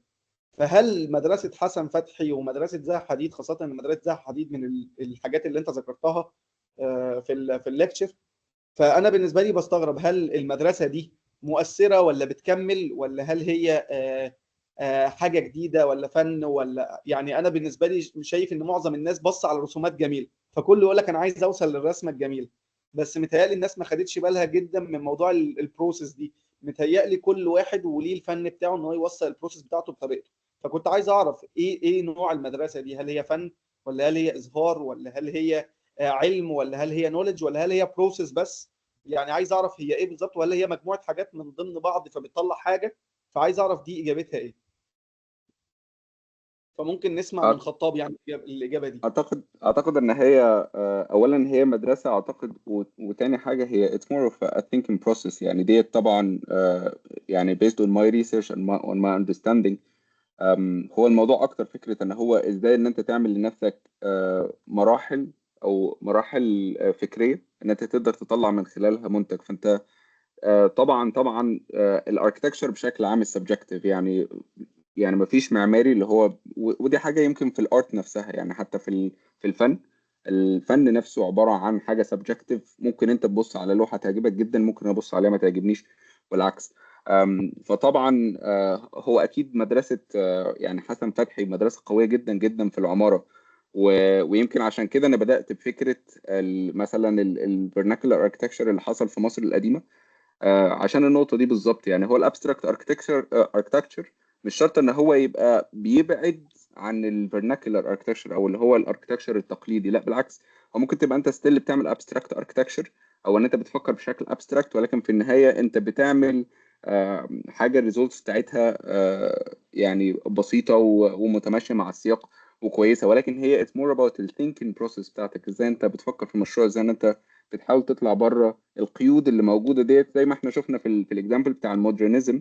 وانا مش بقول ان هو it's like modernism is like 100% abstract architecture، ولكن هي كانت موفمنت، وهي لغايه دلوقتي الموفمنت دي عماله بتتطور وعماله بتتغير، وعماله بت بتواكب التكنولوجيا والكلام ده كله. ولكن في وقت من الاوقات مثلا استخدامهم للابستراكت اركتكتشر وصلهم للسمبلسيتي، او اللي هو للبساطه. يعني هو الحاجه المعقده اللي هو عملها دي وصلته في النهايه المنتج سلس وبسيط وسهل. فهي in my opinion، او انا شخصيا يعني شايف ان هي it's more about thinking process اكتر من ان هي مدرسه ليها توجه واحد. سوري، ليها توجه واحد، ومتوقع ان هو كل اللي هيمشي في التوجه دوت هيطلع نفس المنتج. لا، يعني هو كل واحد هيمشي في التوجه ده هيطلع منتج مختلف تماما، بيمثله هو، بيمثل فكره، بيمثل طريقته. زي ما انا مثلا مشروع باشمهندس محمد مثلا، انا متاكد ان هو الناس بعد ما هتمشي على البروسيس بتاعته لا يمكن ان هم يطلعوا نفس البرودكت بتاعه، ممكن يطلعوا برودكت احسن كمان، ممكن يطلعوا برودكت مختلف، ممكن يطلعوا برودكت ينافس. ولكن صعب جدا ان هم يطلعوا نفس البرودكت، لان البروسيس ديت بتعبر عنك وبتعبر عن البروسيس بتاعتك. جميل جدا. انا يعني شايف ان الكلام رايح ان احنا ممكن نسال سؤال كده. انا عارف ان البروسيس مهمه جدا في انتاج اي مشروع، وبيقول لك ان انت لو عملت مشروع كده الناس كلها مثلا ممكن واحد يختلف او يتفق، لان ممكن واحد يقول لك لا ده غلط وده صح. انما لو عملت مشروع بتقول بيه ان انا مثلا عندي ديزاين بروسيس، ديزاين استراتيجي، عندي فورم جنريشن، عندي فورم فايندنج بروسيس، الحاجات دي كلها. اي ما تخليني انا ادخل. معلش تمام. طيب واضح. فده هو ده بيخلينا اكتر ان احنا نقول، يعني انا دلوقتي لو مشيت ببروسيس، يعني احنا عندنا في المكتب اور اون اوفيس، يعني لما بنيجي نشتغل في ديزاين بروسيس بنعمل بروسيس، بنمشي على خطوات معينه. فانا عايز اسال مهندس محمد، هل دلوقتي لما باجي انا بمشي بالبروسيس دي مثلا في الفورم جنريشن او الفورم فايندنج، وببدا ابحث وببدا اعمل زي ستيكي نوتس كده على الوولز عندنا وكده، فاحنا بنمشي بالبروسيس برضو. فايه الفرق ما بين البروسيس دي والبروسيس دي؟ هل دي هي دي ولكن كل واحد عنده فكره وطريقته وتطبيقه، ولا انا ممكن اكون معماري ومكتبي شغال وممكن اكون ماشي بالتو ستيبس او التو ويز دول ان بارallel بشكل معين؟ هو انت كل واحد ويستخدم البروسيس هو اللي بتريحه. احنا البروسيس اللي حنفرجيها هي البروسيس اللي بتستخدم تقريبا في مكاتب العمارة، اللي دائما بيشجعوا على الاكاديميك تيتشنج. في فرق كبير بين الاكاديميك والبروفيشنال تيتشنج. البروفيشنال انت قدامك تقريبا 7 ايام عشان تعمل الكونسبت، تخلصوا الكونسبت از تيم كمان، فما عندكش الوقت عشان تعمل كل البروسيس دي in that much details. في الاكاديميكس ممكن تعمل البروسيس دي بتطول 3 شهور، ودي عشان تعمل experimentations rather than بتعمل final product جاهز للبناء. فهو في فرق كتير في البروسيس، بس الأكاديمية موجودة عشان بتطور تفكيرك وبتخليك تتعود على انه بتعمل البروسيس دي اسرع واسرع، عشان لما توصل المكاتب ممكن تطبق ولو فكرة واحدة من الافكار دي بالمكتب، ممكن بتخلي المشروع تبعك بيزيد افكاره. ولا هم كل في بروسيس اكتر حتى من اللي انا فرجيتهم اياه واللي خطاب حيفرجيه هي، واكيد متاكد حتى في اللي احنا موجوده عندنا. بس هي تختلف البرودكتس النهائيه، وتختلف انت اللي بتعمل البروسيس دي. طيب لو عايزين نعرف يعني المعماريين اللي على الساحه المعماريه دلوقتي، لما باجي اقول مثلا اي مجال عايز اتطور فيه، دايما لازم اعرف مين اكبر ناس او مين احسن ناس او مين البروفيشنال اركيتكتس اللي شغالين في المجال ده. فلو بنسال سؤال كده، مين المكاتب اللي ممكن يكونوا ريفرنس ليا، او مين الجامعات او مين الاوفيسز او يعني الاماكن اللي انا ممكن يعني اخد منهم او اشرب منهم النولج دي بالفكر ده او بالبروسيس دي، عشان اشوف الناس دي بتطلع ايه، بتفكر ازاي. لو انا عايز اشوف الفكر ده ماشي ازاي، او عايز اطلع ليه، او عايز حتى بشكل فردي من غير ما يلجأ للورك شوب ولا اي حاجه، هو بالنسبه له بشكل شخصي انا عايز اتعلم لوحدي وعايز اقرا في الحاجات دي، فممكن توجهوهم لايه؟ يعني ممكن نسمع من محمد ويقول لنا مثلا ايه المدارس او الاماكن اللي ممكن ياخد منها العلم ديت في يعني بفكر معين عشان يقدر يذاكر هو لوحده الحاجه دي. لا، هو في ريفرنس كتير عشان مدارس الاركتكتشر اللي ممكن تفرجيك البروسيس دي عشان هما بيعلموها. يعني في طبعا البارتلت من اهم المدارس، والاي اي دول من اهم المدارس في اليو كي. اما من ناحيه البروفيشنال، في طبعا نورمان فوستر اللي كلنا مش عارفينه. نورمان فوستر الناس اللي بتشتغل فيه بيقولوا لي انه هي واحده من اهم الحاجات اللي فيه، انه بتحس نفسك انه انت لسه عايش في الاكاديميه. هو بياخد فكره الاكاديميه وبيحاول ينميها عنده ويكملها عنده هو في الاكاديميه البراكتس. باي ذا واي يا جماعه، الاكاديميه بالنسبه لمحمد هي الجامعه، يعني كانك عايش في جامعه. فبالنسبه لكلمه الاكاديميه، هي المفهوم مش اكاديميه حاجه عندنا او كده، لا الاكاديميه هي مفهومها اه، الجامعه، كانك عايش في كوليدج. تمام. بالضبط. اليونيفرسيتي اكسبيرينس بتضل عندك ال يعني الانترست عندك في الاكسبيرمنتيشن بتضل عندك. وده طبعا نتيجة ان هم عندهم تيم كبير، ممكن يوزعوا تاسك، ممكن يصيروا اكسبيرمنتيشن اكتر عشان يجربوا يشوفوا شيء احسن. طبعا في ديزاين ستوديوز مختلفة زي ساها حديد، في جريم شو، في هيذرويك، دول كلهم حتى بيركسون اركتكتس، كلهم دول بيحاولوا يعملوا على الاكسبيرمنتيشنز، وبيحاولوا دايما البراكتسز اللي بيشتغلوا في الايرلي ستيجز rather than late stages. ده هم دايما بيحاولوا يعملوا الاكسبيرمنتيشنز دي، وبيحاولوا يطوروا من الفكر الأكاديمي اللي هو تبع اليونيفرسيتي اكسبيرينس. طيب يمكن السؤال دوت هيبقى موجه اكتر لمهندس خطاب. كنت محتاج اعرف يعني بنسبة كبيرة كده ايه مدى يعني استفادة الشخص بعد ما بيمشي بالبروسيس ان هو يوصل في مجال زي كده، او ان هو يطلع رسوماته مثلا لجامعة في مصر او في الوطن العربي، وبعد كده ممكن يلاقي نفسه ان هو لما جه يقدمها ما اتفهمتش قوي، او ما تعرفش ايه الثينكينج بروسيس دي، او ان في الاخر بيكون يعني ده من ضمن الاسئله اللي اتسالت لنا في السكول. بطلع حاجات وبطلع دايجرامز وبطلع فكر، وفي الاخر الدكتور بيقول لي مثلا بعض، يعني احنا مش بنعمم ولكن بنقول بعض، يقول لك مثلا فين الاليفيشن، فين البلان والواجهه والسكشن بتوعك. فهو بالنسبه له عايز يعني البروسيس دي بالنسبه له يلا فين الحاجه عشان نطلع الحاجه دي. فالرد على الموضوع دوت ممكن يبقى عامل ازاي؟ أه بص يا احمد، هو انا هقول لك ردي من خلال يعني الخبره بتاعتي، يمكن شغلي مثلا اللي انا احيانا يعني انا بشتغل مع يعني ليا كذا شغل، مثلا لما بخش كومبيتيشنز مثلا مع زملاء بيكونوا من مكاتب من اللي بتشتغل بالستايل ده. بتلاقي فرق كبير جدا. يعني هو انت في فرق، يعني هو في اساس بيقول ان انت تعرف تعمل الحاجه اساسا. وبعدين انت بايدك ان انت ما تعملهاش. يعني انت مثلا ان انت تعرف تديزاين بشكل كرييتيف، ان انت تقدر اصلا توصل لفكره الكرياتيفيتي ديت، وان انت يبقى عندك الكرييتيف ثينكينج والكرييتيف ثينكينج بروسيس والابستراكت ثينكينج، وان انت تقدر ان انت تطلع المنتج دوت بطريقه كرييتيف. دي في حد ذاتها مهاره. يعني لا هو مثلا، يعني انا ليا اصحابي مثلا في كل المكاتب ديت، توماس هاثرويك عندي اصحابي موجودين فيهم، بيج اركتكتس، نورمان فوستر. في المكاتب دي نفسها مش كل مشروع بيعملوا عليه القصة دي. يعني هم مش كل مشروع بيجي يقول لك والله عايزين نجيب الابستراكت ونوصل. عندهم مشاريع تجارية عادي وبتخلص وبيعملوها بالطريقة اللي هي مش محتاجة الثينكن، الكوندنس ثينكن قوي دي. ولكن لما وعندي مثلا اصحابي في زي حديد مثلا، ولكن لما تيجي مثلا في زي حديد يجي لك ديزاين بريف لمثلا حاجة زي هايدر ريليف مثلا، اللي هو حاجه مبنى زي اللي احنا ورينا صورته في البرزنتيشن. مبنى هيغير الايدنتيتي بتاعت البلد كلها. فالايدنتيتي بتاعت البلد دي معنى ان انت المبنى بتاعك دوت يبقى هو اللي هيعبر عنك وعن المدينه وعن البلد وعن كل الناس اللي موجودين في البلد دي، انه اذربيجان ديت تبقى على الخريطه. فدي حاجه تشالنجينج جدا، محتاجه فعلا ان انت يبقى عندك المهاره دي، يبقى عندك السكيل دي، وتبقى قادر ان انت توصل لحاجه دي. بس هل انت هتستخدمها في كل مشروع؟ اكيد لا. هل انا مثلا شخصيا في مشاريعي دلوقتي او في مكتبي بستخدمها في كل مشروع؟ لا اكيد مش بعمل كده. لان احيانا بيبقى it depends on the brief. بس ان انت يبقى عندك السكيل دي نفسها حاجه valuable جدا، وللاسف هي نادره، مش في الوطن العربي بس، بالمناسبه هي نادره حوالين العالم كله. يعني حتى دلوقتي قريب جدا السوق الصيني مثلا بدأ ان هو يستوعب قوة حاجة زي كده وتأثيره على العمارة اللي موجودة هناك في آسيا.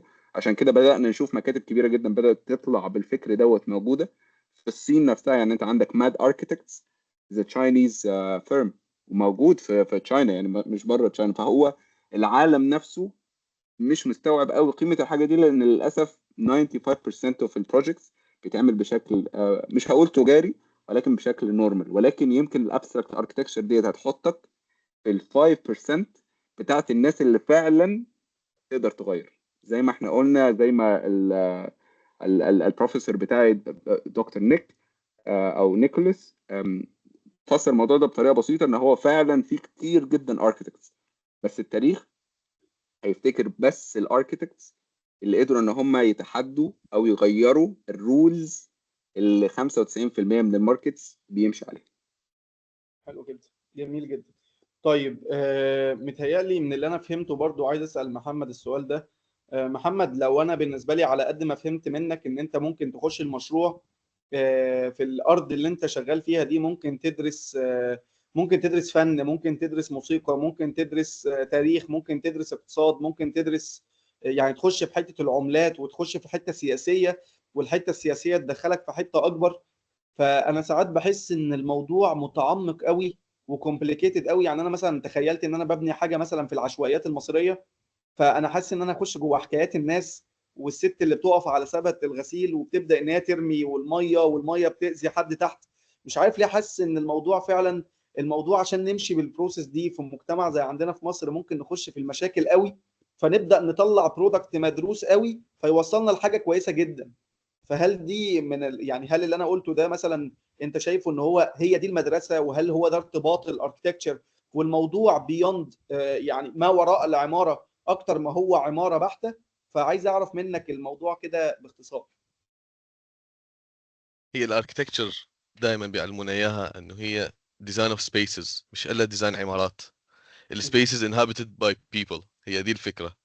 الناس هم اللي اخترعوا المكان اللي بيعيشوا فيه. الكرسي ممكن يعتبر اركتكتشر، في اصلا كثير اركتكتس بيعملوا كراسي، ده من اهم الحاجات عشان ده سبيس تبع الانسان. فانت لما عايز تصمم اي حاجه لازم تكون مدرك انت تاثيرك على الناس، الانفايرمنت اللي حواليك كلها، تكون فاكتورز مهمه في الريسيرش تبعك. هو تعميق طبعا، بس هو التعميق اللي لازم، واحنا مع الاسف الشديد بنعيش في كومبetitive ماركت. الاركتكتس مثل ما قال خطاب في كتير اركتكتس، فانت عشان تكون كومبetitive مع الناس البقيه لازم تكون عندك مور نوليدج، والديزاين تبعك يكون مور انفورمد.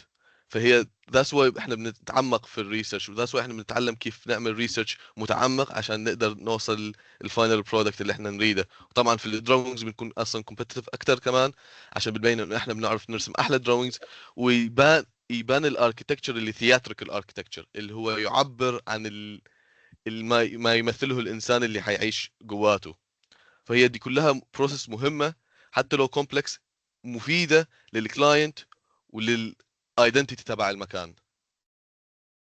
اصل انا بحس يعني انا بالنسبه لي يمكن لما دخلت في التوبيك ده محمد شويه لقيت ان واحد بيتكلم عن درجه الكالر اللي مستخدمها في الشيت ما بين هنا وهنا، الشيد اند شادو اللي بيحطه للبني ادم في الالستريشنز بتاعته، كل حاجه بتفرق. يعني انا استغربت جدا، قلت ده هو عامل فرق في الكالرز ما بين الشيد والشادو بتاع البني ادمين عشان يبين طبقاتهم في المجتمع عامله ازاي. فانا استغربت جدا، قلت هو الموضوع وصل ان هو دارس الناس فعارف ان ليهم طبقات فبدا يمثلهم بشكل معين. فاستغربت ان ممكن البحث يودي لك لحاجه زي ما انت قلت هي مجرد الستريشن كويسه، ان العين اللي تتكلم مش اللسان هو اللي يشرح الحاجه ديت زيها زي اي مكان تاني. فيمكن السؤال اللي انا بساله هو الاخير يا محمد، ايه البرامج اللي ممكن تكون بتساعدنا في الوصول للبيست يعني دروينجز او illustrations في الاتجاه ده وفي الشغل من النوع ده، واللي تكون برضو سهله على اي حد ممكن يستخدمها ويتعلمها لوحده بدون اي لجوء لاي مكان ان هو يشرح له الحاجه دي او كده؟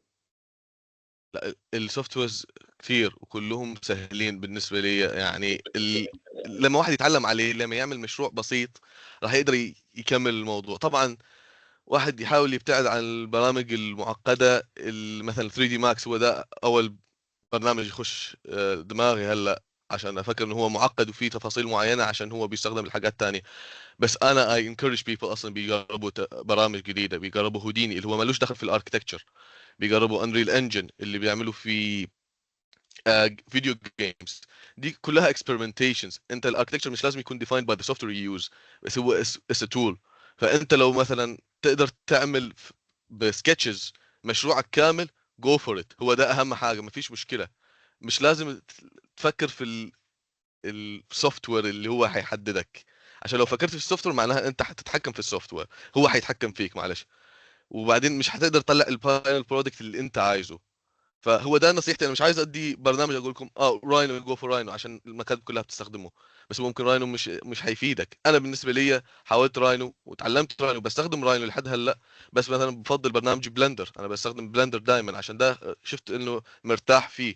مش هو اركيتكتشر سوفت وير بس، هلا شفت المكاتب في كتير مكاتب بدأوا يستخدموهم، مكتبي كمان هلا اللي اشتغل فيه بدأوا يستخدمون بلندر كديزاين بروسيس. فهي كلها حسب الناس اللي انت ترتاح عليه بالضبط، اي سوفت وير وايه هو اللي يطلع في الاركتكتشر ستايل اللي انت محتاجه. هو انا اللي كنت عايز اوصله من السؤال دوت ان في ناس كتيره كانت بتسال هو ايه البرامج اللي بتطلع الحاجات المنوره ديت والشكل الجميل ده. انا كل اللي عايز اقوله ان انت ممكن بالسكتش وفري هاند وشويه illustrations على التابلت تقدر توصل لحاجات زي كده، وشويه بوست برودكشن والالستريتور والفوتوشوب والكلام ده كله يقدر يوصلك لحاجات زي كده. برنامج الموديلنج لاي حاجه يقدر يوصلك لحاجات زي كده.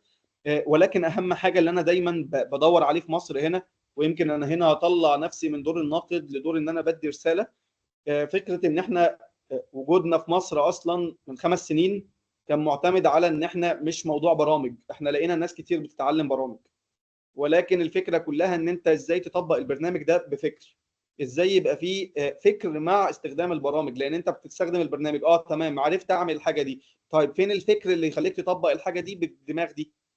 انت بالنسبه لك في الجامعه بتاخد جزء كبير من الفكر، ولكن احنا ركزنا ان احنا نشوف ايه اللي ما بيتمش تعليمه، او الجزء اللي بيعتمدوا في الجامعه على الطالب ان هو يسيلف ستادي النقطه دي، وبنبدا ان احنا ناخده نقويها له. فعشان كده احنا بيتم التعامل معانا دلوقتي مع بعض الجامعات ان احنا جهه مساعده، احنا سيستم باراليل لليونيفرسيتيز، مش بننافس الفكر الجامعي. لا، احنا بنشوف مثلا ان الجامعه ممكن يكون عندها صعب شويه فكره النماذج البيئيه او العماره البيئيه والبرامج بتاعتها، زي ما مثلا شركه اي سي جي عملت بروجرام اسمه اكسلنت واي، عملته عشان خاطر ياخد الطالب تعلمه مبادئ الاستدامه والفكر والكلام ده كله. ما قلناش ان شركه اي سي جي او بروجرام يو تي دبليو بيهاجم الجامعه، ولكن هو كان معاه، والدكاتره اللي في الجامعه كانوا بيجوا يكرموا الطلبه زي ما بيحصل عندنا في السكول. فالهدف من الحوار ان احنا لما يكون عندنا مختصين من جامعات، احنا بنوصل للطالب فكره الورك شوب ان هي في 2.5 شهور عشان نديك البيزكس. زي ما مهندس خطاب كان بيتكلم، البيزكس هي النقطه اللي انت بتمشي من عليها، يعني بتبدا ان انت تاخد الخطوه. فانت ممكن تاخد البيزكس دي وتبدا تعتمد على نفسك في حاجات تانية كتير. كل اللي احنا قلناه في المحاضره ديت مثلا نقطه، طب انت لو مثلا عايز تكمل في النقطه ديت من خلال ريفرنسز تانية تقدر، ولو من خلال المدرسه في الورك شوب اللي احنا بنديها اللي هي هتبدا يوم 15/7 دي انت تقدر برضو. فاحنا الهدف من الموضوع كله ان احنا ما بنعملش احنا الورك شوب بتتعمل كجهه مساعده للطالب عشان يقدر يفهم الحاجه اللي هو داخل فيها دي. انا يعتبر مش عايز اطول عليكم اكتر من كده، لان عارف ان باب الاسئله لما بيتفتح بيبقى فيه ناس عندها اسئله كتير. فانا بالنسبه لي حابب ان احنا المشاركه تبقى صوت، يعني تفاعل اكتر ما هو رسائل مكتوبه. فاستاذنكم اللي عايز يعمل يعني يسال اي سؤال ممكن يخش على الشات ويكتب انا عندي سؤال، ونبدا ان احنا نفتح باب الاسئله.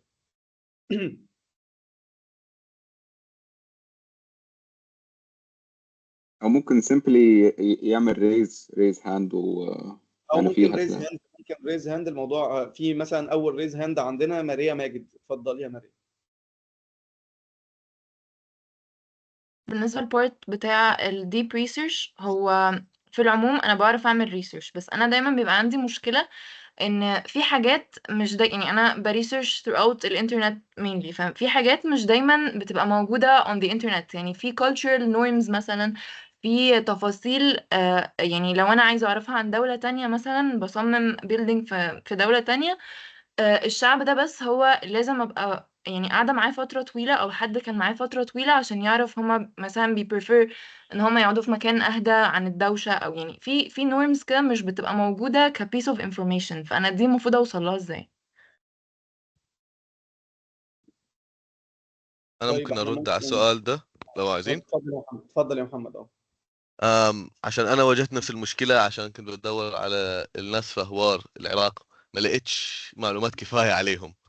لقيت بالنهايه كتاب تبع باحث انجليزي كاتب فيه انه هو راح بال 1960s، راح للاهوار وعاش معاهم شهر كامل. قريت الكتاب كله وعملت هايلايت لاي تفصيله شفتها مهمه للمشروع عندي.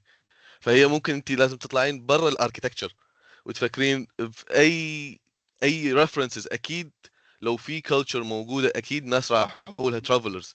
الترافلرز بيدونوا البيوغرافي تبعهم، احنا رحنا المكان ده، الناس عاملونا كده وكده، اهتموا في التفصيله كده وكده. فهي دي هي الحاجات اللي الواحد لازم يروح لها الصراحه. انا دائما بلاقي الكتب والقصص، انا بتشدني القصص، فبحب انه دائما بدور على القصص، وخصوصا القصص اللي بتحكي عن الفولكلور اسمها، اللي هي بتتكلم عن العادات والتقاليد. اللي احنا زي احنا عندنا مثلا جحا. مثلا جحا واحد من القصص اللي بتشرح لك الماضي كيف كان تقريبا للناس، كيف كانوا بيتعاملوا مع بعض. فهي دي هي اللي كانت فايدتني كتير. تمام، ثانك يو. طيب في حد تاني يا جماعة عايز يعمل ريز هاند يفتح المايك قبل ما نخش في الأسئلة اللي موجودة هنا؟ أنا أظن إحنا يعني أول سؤال آية بتقول أنا ما فهمتش البروسيس قوي، يعني مش فاهمة الريسيرش بيبقى على أساس إيه؟ أنا بدور على إيه بالظبط؟ يعني في المشروع اللي باشمهندس محمد شرحه أنا ما وصلتش لأن المشروع ده إيه، ما وصلتش إن المشروع ده إيه بالظبط. عماره سكنيه ولا ايه، ولا هو ايه المشكله اللي هو حلها عشان تبقى مختلفه جدا بالشكل ده؟ فمحمد، هو السؤال هنا يمكن رايح في حته اللي هو ايه، ان احنا كده كده يا آية مش هنخش في المشروع بالتفصيل عشان خاطر الوقت الايفنت بتاعنا او المحاضره بتاعتنا. ولكن يمكن مهندس محمد كان بيوصل، هو طبعا الموضوع طويل جدا جدا جدا ويطول شرحه. يعني ممكن مهندس محمد يكون شرحه لي انا وخطاب تقريبا قعدنا ساعه عشان خاطر يقعد لجزء من البحث يشرحه لنا ازاي ان ده حاجه طلع، والاندستريال ديزاين ليه استخدمه، وليه الرابت او الارنب دوت، وفي فيديو هو عامله بيمشي جوه، وعلاقته بالبيتكوين وثقافه الناس، كل حاجه الموضوع هو مدخله فيه.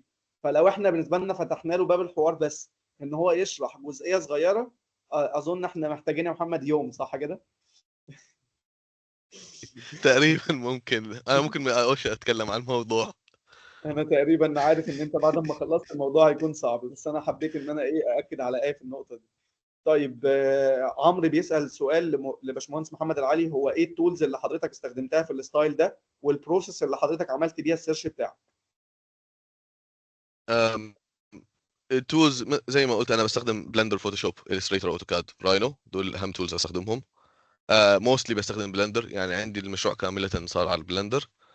آم، اما البروسيس اللي حضرتك عملتها بالسيرش، البروسيس كلها عبارة عن بدور في جوجل سكولر. انا بستخدم جوجل سكولر كتير، اللي هو بيدي لك peer reviewed articles، اللي هم articles معتمد عليهم، مش اي article، مش articles من جريدة، ولو حتى استخدمت articles من جرايد. بس انا الارتكلز البير ريفيود ارتكلز موستلي بيكونوا ريسيرش ناس بتعملها، مثلا بروفيسوريه، بيعملوا ريسيرش، بيعملوا بحث، بيعملوا زي انترفيوز مع ناس، بيعملوا استفتاءات، فبتكون الريزلت احسن، والدايجرامز اللي بيستخدموها موثوقه اكثر. هو ده الاماكن اللي انا اروح لها، جوجل سكولر اكثر شيء مهم. طيب جميل جدا. بالنسبة لي آية برضو بتقول أنا شايفة، يعني هي من الآخر شايفة الشغل اللي أنت مطلعه ده ما يطلعش من برامج عادية زي اللي احنا بنستخدمها عادي، زي السكتش اب والكلام ده كله. بس يعني بتقول لك عشان أنا يعني هي كاتبة بس لازم تبقى متمكن من السوفت وير عشان تقدر تطلع الفكر اللي في دماغك. يعني عايزين رد على الكلمة دي. انا ممكن لو عندي المشروع، صاحبي كان معايا في الجامعه اللي هو كان اكبر مني بسنه، استخدم سكتش اب، والمشروع اللي الرسمات اللي وصلها من 7 المستحيلات انا اوصلها في الوقت اللي هو وصل اللي هي، عشان هو تمكن من السكتش اب طريقته. فهي مثل ما قلت it doesn't matter السوفت وير، بلاش يخلي سوفت وير محدد. بلندر انا استخدمته قبل المشروع ده لمده 3 شهور بس، وبعدين قدرت اوصل للنتيجه دي. طبعا انا مش، انا وصلت المرحله دي عشان انا عندي نولج في السوفت ويرز. ذاتس واي انا بقول لكم دائما اكسبيرمنت ويا ديفرنت سوفت وير، عشان لما تمسكوا سوفت وير جديد بتكونوا تفهموا كيف يشتغل اسرع. زي ما واحد يتعلم مثلا لغات، لما واحد يتعلم اكثر من لغه يبدي يصير اسهل له يتعلم لغات ثانيه وثالثه ورابعه. هي دي الفكره بس. فذاتس واي اكسبيرمنت دائما ويا السوفت وير. طيب أهيم عطلة بس هي آية عندها سؤال بتقول هل ليفل 3 في الورك شوب هيبقى فيه جزئية الابستراكت اركتكتشر؟ ممكن نسيب السؤال ده للمهندس عبد الرحمن. هو بشكل عام هو زي ما احنا قلنا level 3 هو it's more of an introduction للي بيحصل في العالم. فاحنا كده كده احنا هيبقى عندنا introduction في level 3 للابستراكت اركتكتشر، هيبقى عندنا الكومبيتيشنال ديزاين، هيبقى عندنا introduction للكومبيتيشنال ديزاين، هيبقى عندنا introduction للبارامتريك اركتكتشر. فاحنا باختصار شديد احنا هنجيب الورك بروسيس بتاع المكاتب اللي احنا اشتغلنا معاهم سواء كان في انجلترا، امريكا، ايطاليا، وفي اكتر من مكان حوالين العالم. فاحنا بنحاول ان احنا نجيب ايه المميز عند الناس دي، وازاي ان انت، مش هقول ان انت تطلع شغلهم ده اكيد مستحيل، ولكن ان انت تبدأ تفهم هم بيفكروا ازاي، تقدر تعرف هم وصلوا الحاجة دي ازاي. عشان كده مثلا احنا على سبيل المثال يعني في كذا ايفنت جايين هنجيب جيست عندنا مثلا من زها حديد، في جيست تاني هيجي من نورمان فوستر، ومحمد كمان هيعمل يعني لكتشر تاني ان شاء الله. فهو احنا زي ما قلنا كده، هو فكرة ان هو ليفل 3 احنا بنحاول نديلك الاكسبيرينس بتاعة ال5% اللي بيعملوا best quality designs around the world بشكل مختصر، يعني اللي هو as an introduction يعني. او مش يعني اللي هو تبدا ان احنا ممكن نحطك على بدايه الطريق ده. طبعا هطلع برودكت، وهطلع برودكت كومباتيتيف، وهطلع برودكت قوي جدا، ولكن that's the goal بقى. هنتكلم طبعا على abstract architecture زي ما احنا يعني قلنا، وهنتكلم.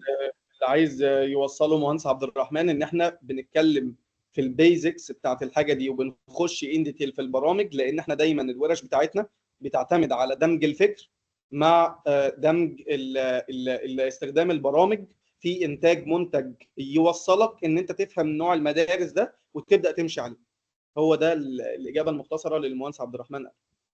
عندنا طيب. سؤال برضو من باشمهندس احمد محمد، او رافع ايده. تمام. باشمهندس احمد.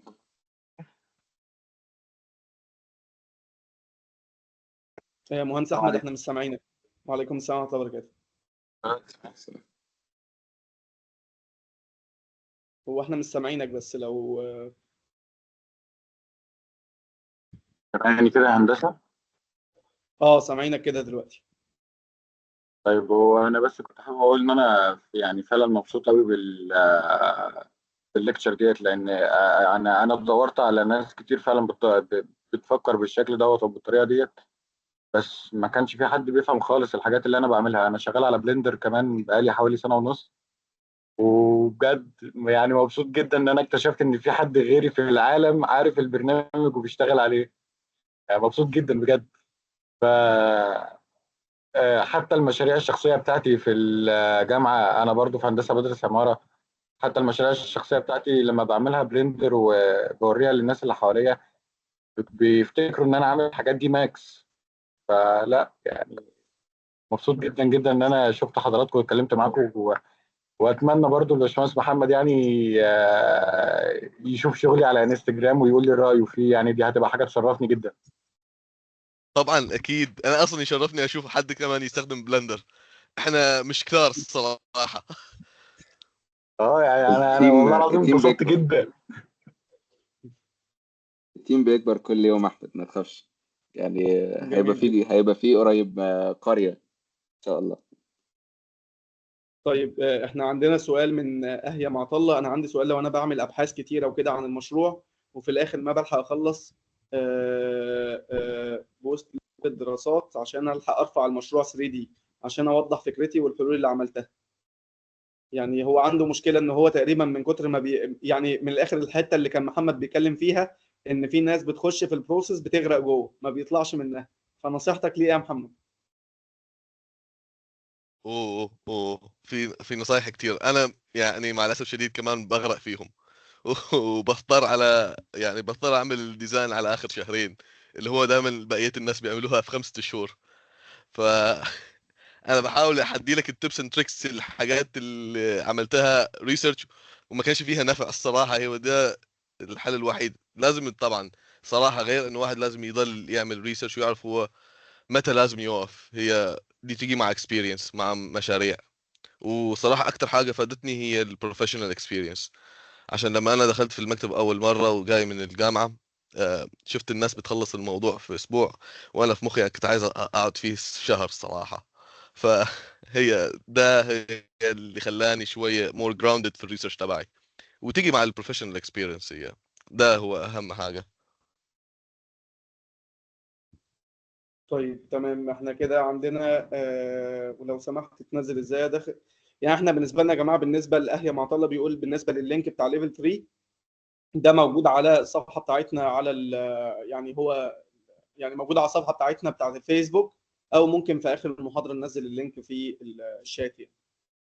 في ناس بدات تسال هل ليفل 3 هيعلمني نستخدم السوفت وير، ولا مجرد بيقول لي مطلوب يتعمل ايه وانا اشوف السوفت وير اللي بيتعامل معاه. انت بتاخد تيبس اند تريكس لموضوع البرامج، وبيبقى فيه زي اجزاء مسجله وفي اجزاء ليكتشر تبقى لايف مع المحاضر، وبيبقى معاك اسيستنتس بيساعدوا معاك في ان انت توصل للمنتج ده من خلال البرامج ومن خلال الفكر. بنكون بنتابع معاك فكر زائد استخدام برامج، وبنتاكد ان انت شغال بالبرامج في الاتجاه الصح. احنا مش بنخش على برنامج من الاي تو زد نعلمه لك، ولكن بنديك التيبس اند تريكس اللي تخليك تطلع الرسمه بالشكل ده بالطريقه دي، ولكن مش رسمه فاضيه. هو ده الرسومات الفاضيه اللي احنا بالنسبه لنا عندنا مشاكل معاها في مصر. ان احنا بنشوف بعض الرسومات حد عمل كولاج، قال لك انا عملت كولاج، بس ما حدش عمل كولاج فيه فكر. يعني الكولاج بتاعي ده مقصود بيه حاجه في المشروع بتاعك. فهي الفكره ان احنا بنعلمك زي لما تطلع رسمه جميله وفعلا الناس كلها تقول واو دي مدرسه حلوه، جميل، بس الفكره كلها ايه الفكر من وراها، تعرف تتكلم عليه. لان في الاول وفي الاخر البورتفوليو بتاعك ده انت هتقعد قدام مصممين معماريين هتتكلم على السكتش ده، فلازم تحسن الاختيار بتاع كلامك اللي انت بتعمله في الرسم. طيب بالنسبه لمنة الله فوزي، كنت عايز اعرف ايه برنامج افضل، اي برنامج افضل بيطلع الواقعيه في الصور اللي ظهرت لنا؟ هل كلها ذكاء اصطناعي؟ هو متهيألي مفيش ولا برنامج اي يا محمد، صح؟ ما كانش فيه AI موجود لما انا عملت الرسمات دي. يعني كويس ان احنا بالنسبه لنا بس كنا بنقول للناس، يعني دي كانت معلومه مهمه جدا، ان يا جماعه اللي انتوا شفتوه ده مش اي. الكلام ده اليمنت مرسومه على illustrations، على فوتوشوب، على الستريتور، على بلندر، كذا مجموعه من البرامج اللي بتخليك تطلع كده. فالموضوع ملوش علاقه بالذكاء الاصطناعي. الذكاء الاصطناعي الصور بتاعته بتبان على طول اول ما بتتشاف. يعني احنا بالنسبه لنا بنعرف الذكاء الاصطناعي من الحاجات اللي معموله موديلنج، واللي تخصصنا في ان احنا نحط كل تفصيله بتبين حاجه معينه. ومتهيألي الاي اي مش هيوصل لدرجه ان هو يعمل الفكر والدياجرام اللي انت عايز تطلعه اللي بيبين بروسيس مظبوطه، الا بعد كده بقى مثلا ممكن كمان يعني 10 سنين، انا مش عارف، بس اظن ممكن مفيش حاجه اسمها استحاله، بس هنحصل يعني. انا متهيألي احنا كده خلصنا، اقرب بس من كده، ممكن اقرب اقرب من من كده كده، بكتير. مش 10 سنين. بس ساعتها ميد جيرني كان فكره اعتقد، وقت ما كنت انت شغال يا محمد كان ميد جيرني لسه، كان لسه فكره، ما كان كانش لسه حاجه فكرة. تعرف الاي اي، كان لسه فكره. يعني احنا عندنا سؤال برضو من انطوان، تقريبا انطوان يوسف، وبرضو في عندنا سؤال من مريم، فاحنا ممكن نسمع سؤال أنطون. سوري لو أنا ببرونونس اسمه غلط، وبعد كده ممكن ناخد هو متهيألي لاست انتون. كويشن، ممكن يبقى السؤال ده.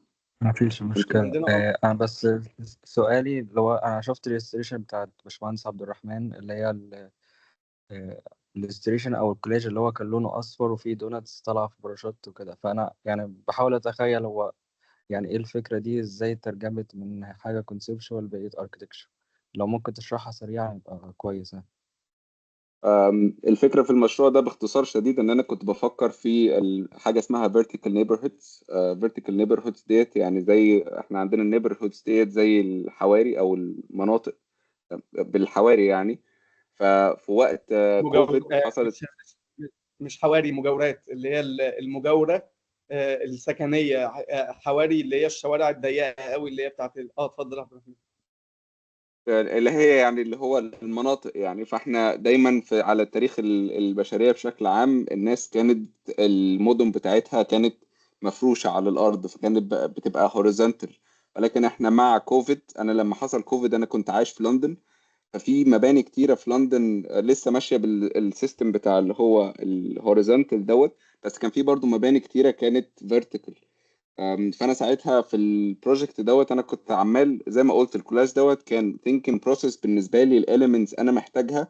لما كنا ساعتها في ساعتها كانت انجلترا كانت عامله ريستريكشنز كبيره جدا ان الواحد يطلع من بيته، فكان الواحد محبوس جوه العماره اللي هو فيها بالاكتيفيتيز اللي فيها، وما يقدرش يطلع غير مسافه صغيره جدا حوالين البيت.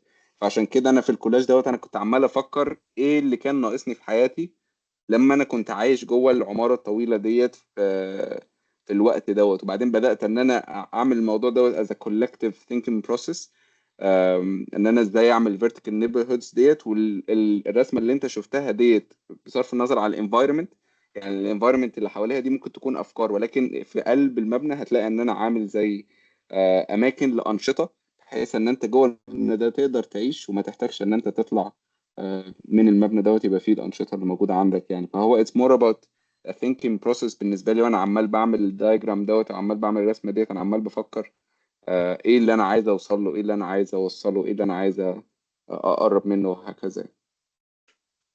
تمام، شكرا.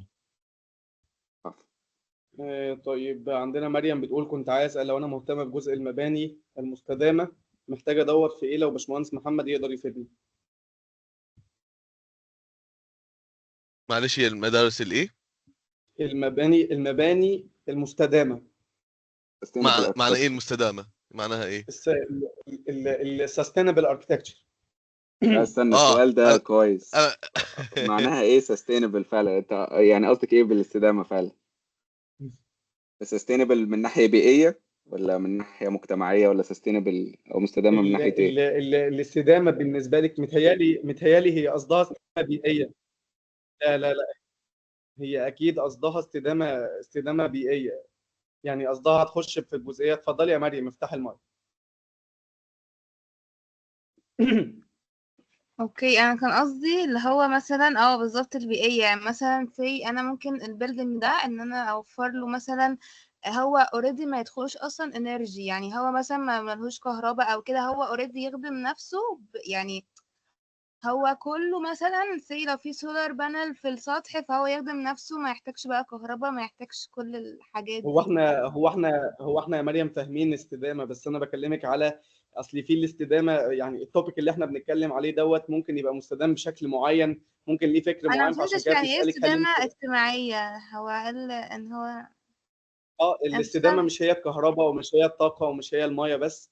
ده يعني لو انت عارفه مثلا في دبي في جزئيه كده في دبي اسمها ال مش ال انا نسيت الاسم، مش المسمى نفسه او البتاع نفسه اسمه استدامه، الابلكيشن نفسه او اللي هو سيستم التقييم، الاسسمنت، نظام التقييم عندهم اسمه استدامه. واحنا عندنا في مصر هنا نظام التقييم اسمه جرين بيراميد او الهرم الاخضر. وفي مثلا اللي هو الليد سيرتيفيكت. كل نظام وكل دوله ليها النظام بتاعها. فالفكره كلها ان الاستدامه بتاعت دبي حاطين عليها نقاط للاهتمام بالايدنتيتي والاهتمام بالكالتشر ايدنتيتي. فالحاجات دي كلها، كل نقطه وكل حاجه في الاستدامه. عشان كده كنا بنقول لك انت محتاجه تتخصصي في حاجه معينه في الاستدامه، ولا استدامه ايه بالظبط، يعني استدامه في اللي احنا بنتكلم فيه ولا استدامه بيئيه. بس الاستدامه البيئيه اظن يعني ليها توبكس كتير، يعني وليها مراجع كتير وليها اماكن كتير ممكن تشتغلي عليها. ممكن محمد. السستينابيلتي، انا اخر انسان ممكن يتكلم عن السستينابيلتي مع الاسف الشديد. بص بس انا بنفس هديكي. قول خش. لا الصراحه غير المشروع اللي عملته حسب تفكيري انه هو the most sustainable، بس انا متاكد ان كل الماث اللي عملته غلط، وانا حاولت اغير الماث والفيزيكس عشان المشروع. انا مش كويس في السستينابيلتي، بس بنفس الوقت اللي قاله باشمهندس احمد هو صح، انه كل بلد عنده الاون ستاندرز. احنا بنشتغل هون دائما نعتمد على ليدز وبريام، وليدز اللي هو امريكاني، وطبعا هلا قال لي باشمهندس احمد على في الامارات عندهم ستاندرز مختلفه على سستينابيلتي مختلفه. في سستينابيلتي اللي لما اشتغلت انا في مشاريع هون لايف، مشاريع لايف لما انا اشتغل في الابستراكت، موستلي الصراحه احنا بنهتم فيه هو الداي لايت، نهتم فيه الماتيرياليتي اليو فاليوز. بس اللي بيلعبها صح هو الميكانيكال انجينير لما بيلعبها صح. احنا لازم دائما تشيك اوفر، بس هي تقريبا في حاجات اللي الفكره هي كلها هي الفكره كلها يا محمد ان كل قسم او كل بارتيشن في شهاده الليد بيبقى مم. ليه دايركشن بتاعه، بيبقى ليه التخصص بتاعه. يعني بالنسبه مثلا للجزء بتاع الميه والجراي ووتر سيستم، الجزء بتاع الكهرباء، الجزء بتاع التلوث بتاع المباني، ايه الحاجات مم. البري ريكويست لكل زون. الحاجات دي كلها لما جينا طبقناها على بعض المشاريع اللي كانت في بره مصر، مثلا في ايطاليا او في المشاريع اللي اشتغلنا فيها هناك، كان معظمها في ايطاليا نفسها كانوا بيشتغلوا بسيستم بيحترم حاجات معينه في كود المباني عندهم. احنا بالنسبه لنا مثلا في نقط معينه هي مين شويه، ولكن عشان كده بنمشي بشهاده الليد. يعني في بعض الدول تقول لك لا انا هطلع الليد، انا ماليش دعوه بالهرم الاخضر او بالجرين بيراميد. في السيستم الجميل اللي انا شفته في الامارات لما ضافوا حاجه ليها علاقه بانت قد ايه بتريسبكت الايدنتيتي بتاعت المكان ده، ازاي بتريسبكت الانسان اللي هناك والهيومن اللي هناك والكلام ده كله، على عكس يعني ان المباني الثانيه او شهاده الليد لا ما فيهاش نقطه لاحترام البني ادم المستخدم للمبنى ده. بس بصراحه يعني بيني وبينك يا مريم، يعني احنا زي ما انت عارفه كده، في ناس كتير يقول لك انا راجل معماري فانا فاهم في كل حاجه. بس احنا بالنسبه لنا ناس متخصصين اكتر، كل واحد فينا في مجال معين. بالنسبه للاستدامه عندنا فيها نقاط عامه، بس بالنسبه للكتب او الحاجات دي كلها يعني في سيستمز للليدز، وفي ناس انا اعرفهم شغالين. لو تقدري تتواصلي معايا وانا هوصلك بيهم، هيكون ده افضل طريق ان انت يعني تاخدي نوليدج منه. خلاص تمام اوكي. في نقطة لو أنت عايز الريفرنس، أنا هديكي دلوقتي يعني الريفرنس دوت يعني ممكن يفتح بالنسبة لك يعني طرق جديدة جدا في الاستدامة. هي في حاجة اسمها اليو ان سستينابيليتي فاكتورز تقريبا، هم عبارة عن اليونسكو عملوا حوالي 18 عنصر لتحديد الاستدامة في الكوميونيتيز بشكل عام.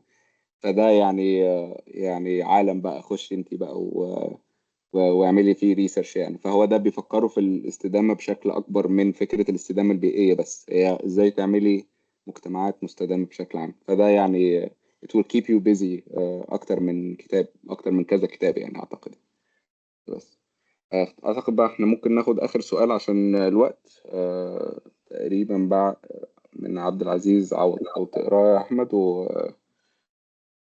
طيب كنت وعشان عايز هو تقريبا كنت عايز اسال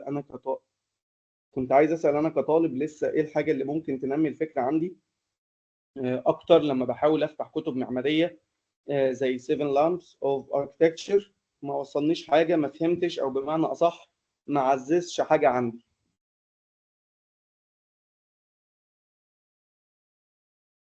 خطاب عبد الرحمن. هو انا بيتهيألي يعني موضوع الكتب دوت هو يعني دي حاجة انا شخصيا كنت بعملها قبل كده، ان انا بفتح الكتاب اخلصه وبعدين اقول ها فين بقى المشروع، يعني يلا عايزين المشروع دلوقتي حالا. هو اللي انا استوعبته مع الوقت ان هو الاركتكشر تحديدا you need time.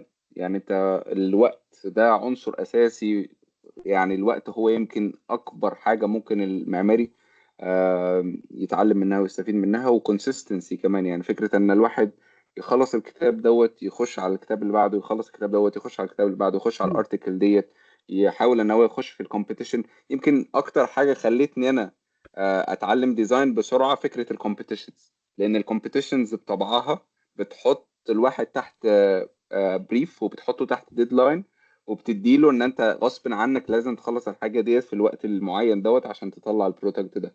فيمكن اسرع حاجه، هي كل الحاجات بتاخد وقت، كل الحاجات محتاجه كونسيستنسي وبطيئه الى حد ما، ولكن يمكن اسرع حاجه بتخلي الواحد يتعلم تحديدا في موضوع تقريبا في موضوع الديزاين. مش عارف كنت بتسأل على الديزاين تحديدا او لا يعني.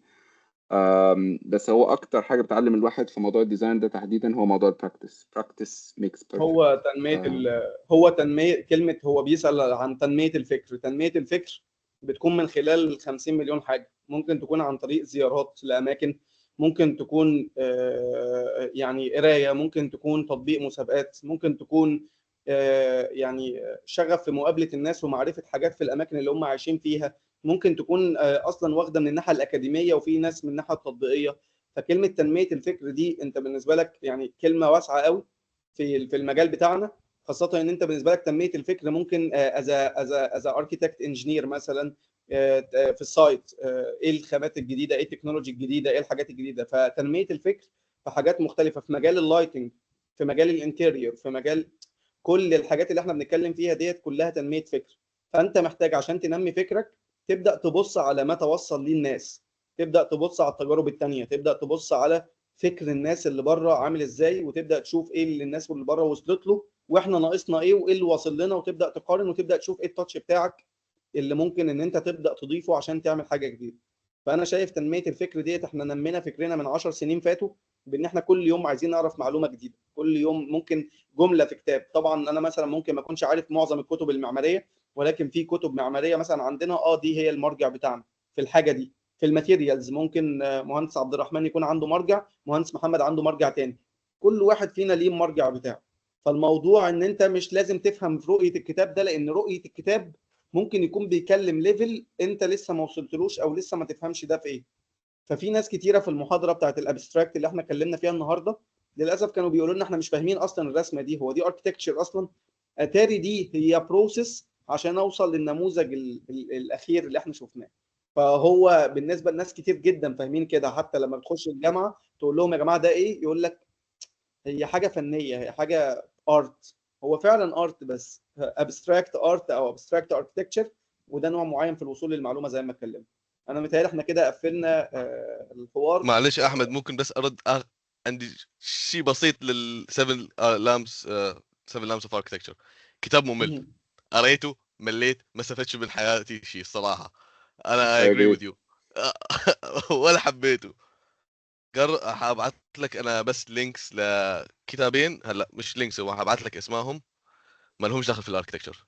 اطلع برا الاركتكتشر، شوف برا الاركتكتشر ايه الناس بتكتب، عشان الاركتكتس ان جنرال خصوصا لو تشوف قديمه حيكون كتب ممله، فجرب كتب برا الاركتكتشر.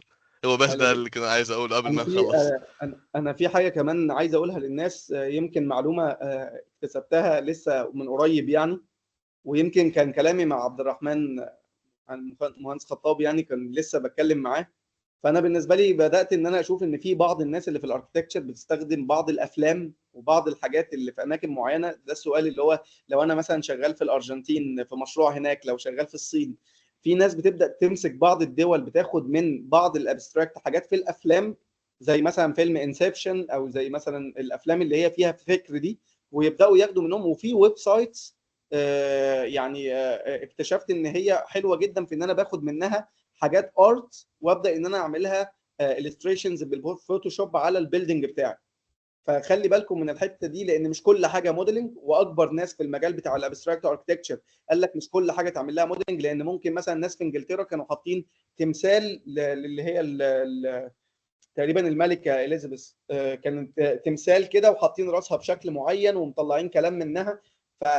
فالابستراكت فيها حاجات كتير جدا، فيها ويب سايتس فيها كده، محتاجه قرايه، محتاجه ان انت تعرف ده ايه، عشان لما تعرف تيجي تروح برسمه لحد معين تعرف تكلمه. انا اظن الموضوع كده احنا طولنا عليكم، معلش.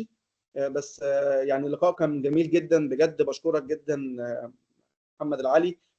يعني افدتنا كتير جدا بالمشروع بتاعك. يعني كان ليه فكر مميز كده، وكان ليه رؤية معينة، واظن الناس كمان بتشكرك على ده، والناس كمان استفادت جدا من ده خلال المحاضرة. فشكرا جدا ليك يعني. شكرا ليكم جدا ليك يا كمان. محمد. شكرا يا احمد، وشكرا لكل اللي سمع المحاضرة. بنتمنى ان احنا نشوفكم في ليفل 3 لو نقدر نساعدكم. في نفس الوقت بنتمنى ان احنا نشوف المنتجات بتاعتكم، سواء كان مع ليفل 3 او بره ليفل 3، ان احنا نشوف منتجات اكتر ومنتجات كرييتيف، وان هو يطلع الناس اللي عندها فكر مختلف وفكر كرييتيف، بحيث ان احنا نكبر الكوميونتي دي زي ما قلنا، وان هو يطلع من الوطن العربي اركتكتشر يعني تقدر ان هي تبقى مسموعة من كل حتة في العالم. شكرا جدا ليكم، وان شاء الله نشوفكم في ابيسود تاني. شكرا جدا. وانا حطيت الفورم الاخيره يا جماعه بالنسبه للورك شوب، انا حطيتها في اللينكات الاخيره. لو حد عايز يبدا يشوف اي حاجه هيلاقي شويه تفاصيل وشغل طلبه قبل كده في السنين اللي فاتت. شكرا جدا، والسلام عليكم ورحمه الله وبركاته.